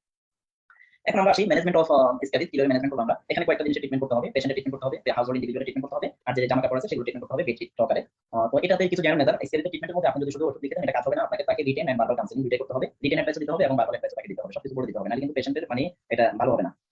Principal of treatment of scabies, diagnosis establish করলেন, পরে অ্যাপ্রোপ্রিয়েট মেডিকেশন চুজ করলেন। এখানে যে জিনিসটা আছে মানে ট্রিট অল কন্ট্রাক্ট, এখানে treat the whole body from neck to toe in adult and head and face in babies, বাচ্চাদের হেড এন্ড ফেসের মধ্যে ট্রিটমেন্ট চালিয়ে নিতে হবে। Detail verbal and written description দিতে হবে। সেকেন্ডারি যদি কোনো ইনফেকশন থাকে, যেমন স্ক্যাবিসের মধ্যে এই পরিমাণ স্ক্র্যাচ হয় তখন যে বডি যে নরমাল ফ্লোরা স্টাফিলোককাস এপিডার্মিস যেগুলো আছে সেগুলো দ্বারা সেকেন্ডারি একটা ইনফেকশন হয়ে যেতে পারে। তারপরে ওভার ট্রিটমেন্ট মানে ট্রিটমেন্ট একো ট্রিটমেন্ট মানে সুন্দরভাবে করতে হবে, সিস্টেমিক ট্রিটমেন্ট করতে হবে। আর যখন মোটামুটি 1 উইক এন্ড 4 উইকস এর পরে একটা ফলো আপ দিবেন। জামা কাপড় যেগুলো আছে সবগুলো লন্ড্রিতে দিয়ে দিবেন ট্রিটমেন্টের পরের দিন, বা যেদিন ক্রিম অ্যাপ্লাই করলো তারপরের দিন। পেশেন্টকে স্ক্যাবিস সম্পর্কে টোটাল ব্রিফ ইনস্ট্রাকশন দিয়ে দিতে হবে যে কিভাবে করবে সেটা দিতে হবে। আর ট্রিটমেন্ট শুরুর জন্য কিভাবে ট্রিটমেন্ট শুরু করতে হবে, start with warm bath and dry, মানে জাস্ট একটু গরম পানিতে গোসল করে নেবে, এরপরে সম্পূর্ণভাবে নিজেকে শুকিয়ে নেবে, এরপরে মেডিসিনটা লাগাবে। মেডিসিন আমরা জানি কি কি মেডিসিন আছে, এটা সামনে আছে, ক্রিম পারমেথ্রিন 5% পাওয়া যায়, এটা হচ্ছে প্রাইমারি চয়েস মানে ফার্স্ট লাইন থেরাপি। এটা একটু বসে বসে লাগিয়ে দিতে হবে, এমন ভাবে লাগানোর দরকার নাই যে যাতে বডির উপরে দেখা যায়, কারণ এগুলো র্যাপিডলি অ্যাবজর্ব হয়ে যায়, আপনি লাগিয়ে দিতে চলবে। যেসব জায়গাতে ইনভলভ হয়েছে, যেসব জায়গায় ইনভলভ হয় নাই, মানে যেখানে ইচিং আছে যেখানে ইচিং নাই, যেখানে কোনো লেশন আছে অথবা যেখানে নাই, পুরো বডিতে লাগাতে হবে, এই জিনিসটা বলা হয়েছে। আর ট্রিটমেন্টটা রাত্রে শুরু করবে, মানে রাত্রে ট্রিটমেন্টটা করবে এবং সকালে ধুয়ে নেবে, মিনিমাম 8 থেকে 10 ঘন্টা যাতে ওই ক্রিমটা বডিতে থাকে। আর যেন মানে রাত্রে ঘুমানোর আগে করলে মোটামুটি 8 ঘন্টা করা হয়। আর পারমেথ্রিন ক্রিম গুলোতে ইয়ে করার পরে যাতে টাচিং অ্যাভয়েড টাচিং মাউথ আইস, হাত দ্বারা যাতে মাউথ আইস টাচ করা না হয় সেদিকে একটু সতর্কতা অবলম্বন করবে। যেদিন ট্রিটমেন্টটা আজকে রাতে যদি করে তাহলে আগামীকাল সকালে কি করবে। এখন একটা জিনিস ভুল হয় যে ট্রিটমেন্ট নিচে নেওয়ার পরে আজকে সব জামা কাপড় ধুয়ে দিতে, পরে রাতে ট্রিটমেন্ট করছে, পরের দিন সেই করতেছে, সিস্টেম এভাবে হবে না। ট্রিটমেন্ট যেদিন করবে তারপর দিন সকালে জামা কাপড় যেগুলো আছে সবগুলো ধুয়ে দেবে, গরম পানিতে ধুবে, মানে সেখানে মধ্যে ডিটারজেন্ট দিয়ে তারপরে দেবে। ফ্যামিলি মেম্বার সবার ট্রিটমেন্ট করতে হবে, যাদের সিমটমস আছে নাই সবাই ট্রিটমেন্ট করতে হবে। এখন অ্যান্টি স্ক্যাবিটিক ড্রাগ কি কি আছে, তো অ্যান্টি স্ক্যাবিটিক ড্রাগগুলো টপিক্যাল আছে আর একটা আছে ওরাল। তো ওরাল খুব একটা নাই, একটা ড্রাগসে আছে আইগামিথিন। টপিক্যাল এজেন্ট কি কি আছে, পারমেথ্রিন, এটা লরিক্স 5%, পারমেথ্রিন 5% তিন নামে পাওয়া যায়। আর বাকি আমরা যেগুলো মানে কালার করে দিয়েছি ডোমাক, এগুলো বাংলাদেশে পাওয়া যায়, বাকিগুলো বাংলাদেশে খুব একটা পাওয়া যায় না। কোয়াটামিটনটা পাওয়া যায়। তাহলে পারমেথ্রিন 5% এটা হচ্ছে ফার্স্ট লাইন ড্রাগ, এটা এফিকেসি মোটামুটি 99% বলা যায়। যদি কারো ক্ষেত্রে কোনো কারণে পারমেথ্রিন যদি ফেল করে ফেলে সেক্ষেত্রে পারমেথ্রিন প্লাস কোয়াটামিটন নরমালি স্ক্যাবিসে মানে রেজিস্ট্যান্স তৈরি করতে পারে না। ট্রিটমেন্ট ফেল হয়ে যায় যদি সুন্দরভাবে ফ্যামিলি মেম্বারের সবাই treatment of clothing, treatment of individual, proper application of cream যদি এগুলো না হয় সেক্ষেত্রে ট্রিটমেন্ট ফেল হয়। এমনি নরমালি পারমেথ্রিন রেজিস্ট্যান্স হয় না, স্ক্যাবিসে খুব একটা রেজিস্ট্যান্স তৈরি করার সম্ভাবনা খুব কম থাকে। তারপরে যদি হয়ে যায় সেক্ষেত্রে পারমেথ্রিন এন্ড কোয়াটামিটনের কম্বিনেশনটা লরিক্স প্লাস নামে পাওয়া যায়। আরেকটা আছে বেঞ্জেল বেনজয়েট 25% লোশন, এটাও মোটামুটি পারমেথ্রিন আর এটা এফিকাসি দুইটারই সেম। তো এটা কোটামিটনের অ্যাডন যেটা আছে এটা কিছুটা কম, পারমেথ্রিন এবং বেঞ্জেল বেনজয়েট যদি 100 জনের মধ্যে 90 জনকে ভালো করে দেয়, এটা রেশিওটা 60-70 এমন আর কি। আর আছে এখানে মনোসালফিরাম, মনোসাল নামে পাওয়া যায়, এটা নিউয়ার, যদি বাকি অন্যগুলোতে কাজ না করে এটাতে কাজ করে।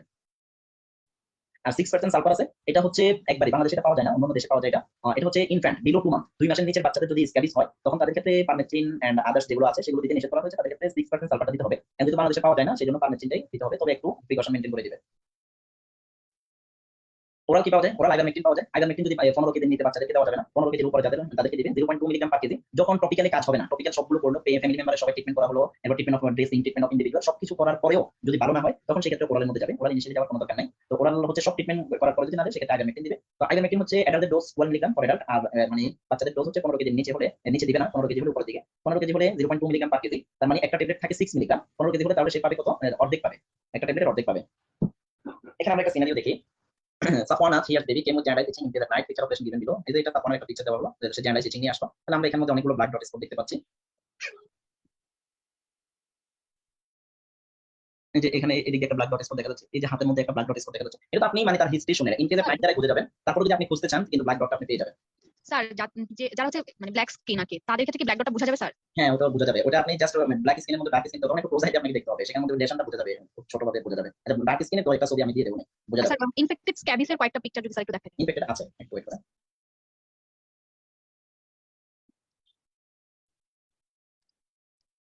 তাহলে আমরা স্কেপস ট্রিটমেন্টে এই কথাগুলো আমরা বাংলাতে লিখে দেবো। হ্যাঁ, দরকার আপনারা যদি মানে প্র্যাকটিস করেন, বাংলাতে এত লেখা সম্ভব হবে না, এটার একটা সিল বানিয়ে নেবেন। হ্যাঁ, মানে এটা দিয়ে তো সবাইকে তো দরকার দিতে পারবেন না, পেশেন্ট কি করবে, কয়েকটা কোম্পানির মানে ডাক দিয়ে কয়েকটা সিল বানিয়ে রাখতে পারেন এটা দিয়ে। তাহলে পেশেন্ট আসলে সবগুলো লিখতে কষ্ট হবে না। তাহলে টিম লরিক্স 5% প্রতি নিচ থেকে পা পর্যন্ত বসে বসে লাগাবেন, এটা বলে দিবেন। মুখে মাথায় থেকে সেখানে লাগাবেন, দাঁতে লাগাবেন, সকালে ধুয়ে নেবেন, 7 দিন পর আবার লাগাবেন, এটা একটু বলে দিবেন। আক্রান্ত জায়গা অনাক্রান্ত জায়গা সবখানে লাগাবেন, পরিবারের সকল সিমটোমেটিক এগুলো আপনারা বুঝিয়ে দিবেন। আর পরদিন সকালে জামা কাপড় বেডশিট গরম পানিতে রাখতে দিয়ে ধুয়ে নেবেন, যেগুলো দেওয়া সম্ভব না 7 দিনের জন্য অন্য জায়গায় তুলে রাখবেন। তাহলে 7 দিনের জন্য তুলে রাখলে কি সুবিধা হবে বলেন? মানে আমার যে জামা কাপড় হ্যাঁ, সেটা সার্ভাইভ করবে না, সে অটোমেটিক্যালি মারা যাবে। সেজন্য 7 দিনের জন্য তুলে রাখা হবে। কিছু গাইডলাইন 3 দিনের কথা বলছে, কিন্তু কিছু গাইডলাইন 7 দিনের কথা বলছে, যেহেতু সেফ 7 দিন, 7 দিন হলে এগুলো মানে সার্ভাইভ করার পসিবিলিটি নেই, সেজন্য 7 দিন রাখা হবে। আর যেহেতু এখানে সিরিয়াল অ্যালার্জিক রিঅ্যাকশন হচ্ছে, সেজন্য আমরা এখানে একটা ইনডিসপেন্ডেন্ট দেব, 5 জেনারেশন ইনডিসপেন্ডেন্ট দিলে চলবে। হাইড্রোক্লোরিন হাইড্রোক্লোরাইড জাইডিল সিরাপ নামে পাওয়া যায়, half TSF at night for 3 weeks, 3 সপ্তাহের জন্য দিলে হবে। এখন মেথড অফ অ্যাডমিনিস্ট্রেশনটা কিভাবে হবে? পারমেথ্রিন 5% টিম, এটা অ্যাডাল্টকে দেওয়া যায়। আর বাচ্চা যাদের বয়স 2 মাসের বেশি তাদেরকে দিবে। 2 মাসের নিচে বলা হচ্ছে যে 6% সালফার দেওয়ার জন্য, কিন্তু 6% সালফার বাংলাদেশে পাওয়া যায় না। তাই উইথ প্রিকশন, মানে 2 মাসের নিচে যদি ক্যাবিজ হয় সেক্ষেত্রে মোটামুটি একটু হালকা ভাবে একটু লাগাবে, যাতে ইচিংটা মেইনটেইন হয়। এটা এক্সটার্নাল ইউজ, তাহলে মিউকাস মেমব্রেন অথবা নিয়ার আইস ওইসব জায়গাতে যেন না যায়, সেদিকে একটু খেয়াল করবে। আর যেটা বলা হয়েছে permethrin 5% cream should be applied with skin which is clean dry কিনে লাগাবে। এরপরে এটা মোটামুটি should not be used immediately after ever bath, মানে শরীরে একদম ভেজা অবস্থায় লাগাবে না। শরীর মানে এখানে গরম পানিতে গোসল করার কথা বলা হয়েছে, গোসল করার পরে তখন স্কিনটা একটু সফট থাকে, একটু শুকানোর পরে 10-15 মিনিট, মিনিমাম 15-20 মিনিট পরে লাগাবে। এখন এগুলো যখন বসে বসে লাগানো হয় তখন এটা কিন্তু ডিজাপায়ার হয়ে যায়। ডিজাপায়ার হলো কিন্তু বডি এটা অ্যাবজর্ব করে নিছে। এখন বারবার ক্রিম লাগানো লাগবে না, যে আমি এখানে একটা সাদা করে দিয়ে দেবো, এগুলো কোনো দরকার নাই, জাস্ট লাগিয়ে দিলে চলবে। যদি 8 ঘন্টার আগে হাত ধোয়া লাগে তাহলে হাতের মধ্যে আবার ক্রিম লাগিয়ে নেবে। আর মিনিমাম 8 থেকে 12 ঘন্টা যেন থাকে সেদিকে খেয়াল রাখবে। এখানে এই ডাটাটা এনএচএস এর ডাটা বলছে যে 90% ইন্ডিভিজুয়াল কিউর আফটার সিঙ্গেল অ্যাপ্লিকেশন 90%, আর অনেকগুলো ডাটা 95 থেকে 99% পর্যন্ত কিউরে বলা হয়েছে। তো যদি মোটামুটি যদি কোনো নিউ রিলেশন না থাকে, যদি কোনো সিঙ্গেল কোনো রিলেশন যদি না থাকে তাহলে একবার লাগালে হয়ে যায়। তারপর যদি আরেকটা রিলেশন যদি থাকে তাহলে 7 বার পরে আবার লাগাবে। নরমালি 7 বার পরে 7 দিন পরে আবার লাগানো ভালো, যাতে করে কোনো জায়গায় মিস হলে সেটাও মোটামুটি ক্লিয়ার হয়ে যায়। এখন একটা প্রশ্ন অনেক বেশি করা হয় যে হাফ টিউব লাগাবে, সিঙ্গেল টিউব লাগাবে, একটা টিউব পুরো লাগাবে না কতটুকু লাগাবে?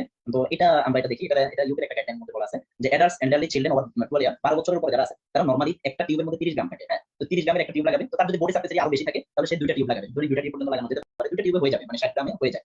আর বাচ্চা বয়স যদি 6 থেকে 12 বছর হয় তাহলে সেক্ষেত্রে হাফ টিউব, মানে ম্যাক্সিমাম হাফ টিউব। কিন্তু আপনাকে হাফ টিউব লাগাতে হবে এটা কোনো কথা না, তার যতটুকু লাগে ততটুকু লাগাবেন, বাট ম্যাক্সিমাম আপনি হাফ টিউব পর্যন্ত লাগাতে পারবেন। কারণ আপনি হাফ টিউব নিয়ে নেবেন, বাচ্চা বডি সারফেস এরিয়া কম, বাকিটা তো নষ্ট হচ্ছে, তাহলে ম্যাক্সিমাম হাফ টিউব পর্যন্ত লাগাতে পারবেন, যাতে করে মানে এগুলো অ্যাবজর্ব করে কোনো টক্সিসিটি ডেভেলপ না করে সেজন্য।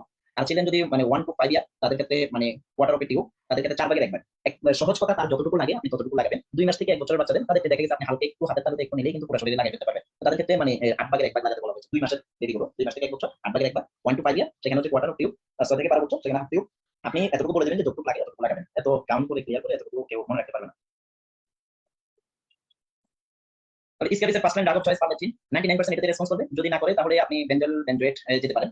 বেঞ্জল বেনজয়েট কিন্তু পারমেথ্রিন থেকে ভালো, এটা বলছি না, মানে পারমেথ্রিন যদি না করে, এখানে রুলসটা হচ্ছে একটাতে যদি রেসপন্স না করে তখন আপনি ডাক্তার সুইচ করবেন। কিন্তু ওটা চাইতে এটা ভালো, এটা না, এটা কিন্তু পারমেথ্রিনের ভালো। কিন্তু যদি এটা না করে তখন সেক্ষেত্রে আপনি অন্য একটাতে যাবেন, বেঞ্জল বেনজয়েট যেতে পারেন, অথবা পারমেথ্রিন প্লাস কোটামিটন যেটা লরিক্স প্লাস নামে পাওয়া যায় ওটা আপনি দিতে পারেন। অনেক সময় দেখা যায় পারমেথ্রিন পেজটা জুম হয়ে আছে স্যার, দেখা যাচ্ছে না ঠিকমতো। দেখা যাচ্ছে না, পেজটা জুম হয়ে আছে। না দেখা যাচ্ছে তো, দেখা যাচ্ছে স্যার। দেখা যাচ্ছে। আচ্ছা, তাও এটা শুনে রাখেন, হয়তো নেটওয়ার্কের সমস্যা দিলে মাঝে মধ্যে এরকম একটা হয়।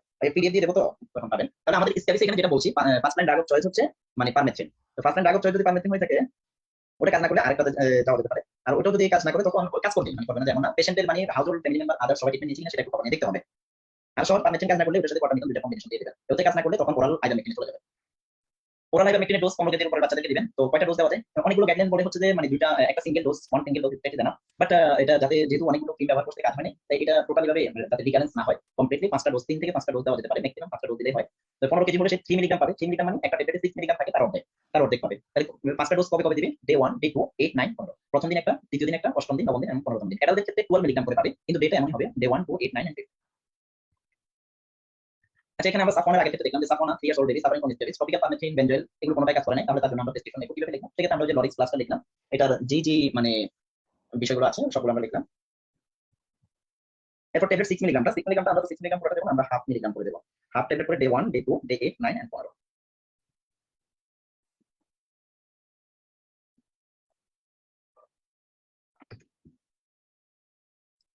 এখানে দেখেন ইনফেক্টেড স্ক্যাবিসটা কিভাবে বুঝবেন?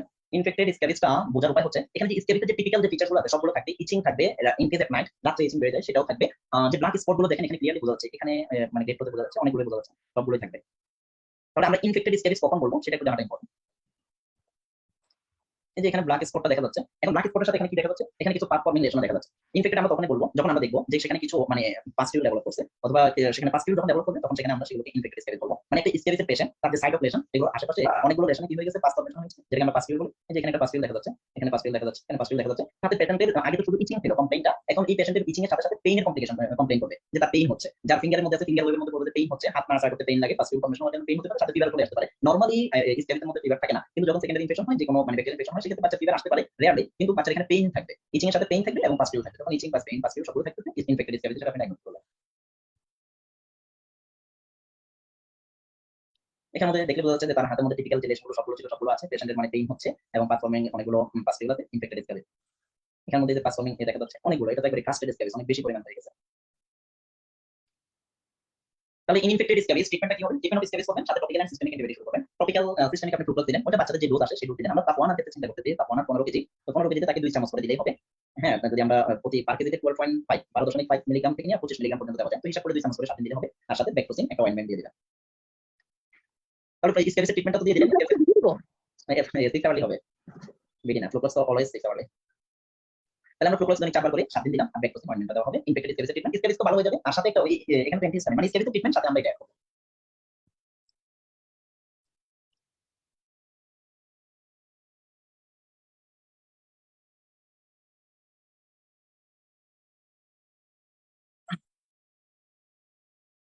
ভাইরাল ইনফেকশনের মধ্যে সবচেয়ে প্রথম যে টপিকসটা নিয়ে আমরা আলোচনা করব এটা হচ্ছে চিকেন পক্স। সবাই শুনেছেন, এবং মোটামুটি পৃথিবীর যে কোনো মানুষ লাইফের যে কোনো এক সময় চিকেন পক্স আক্রান্ত হয়েছে, কেউ বাকি নেই। কেউ হয়তো ছোটবেলায় আক্রান্ত হয়েছে, ছোটবেলায় না হলে কেউ অ্যাডাল্ট এজে, অথবা কেউ ওল্ড এজে আক্রান্ত হয়েছে।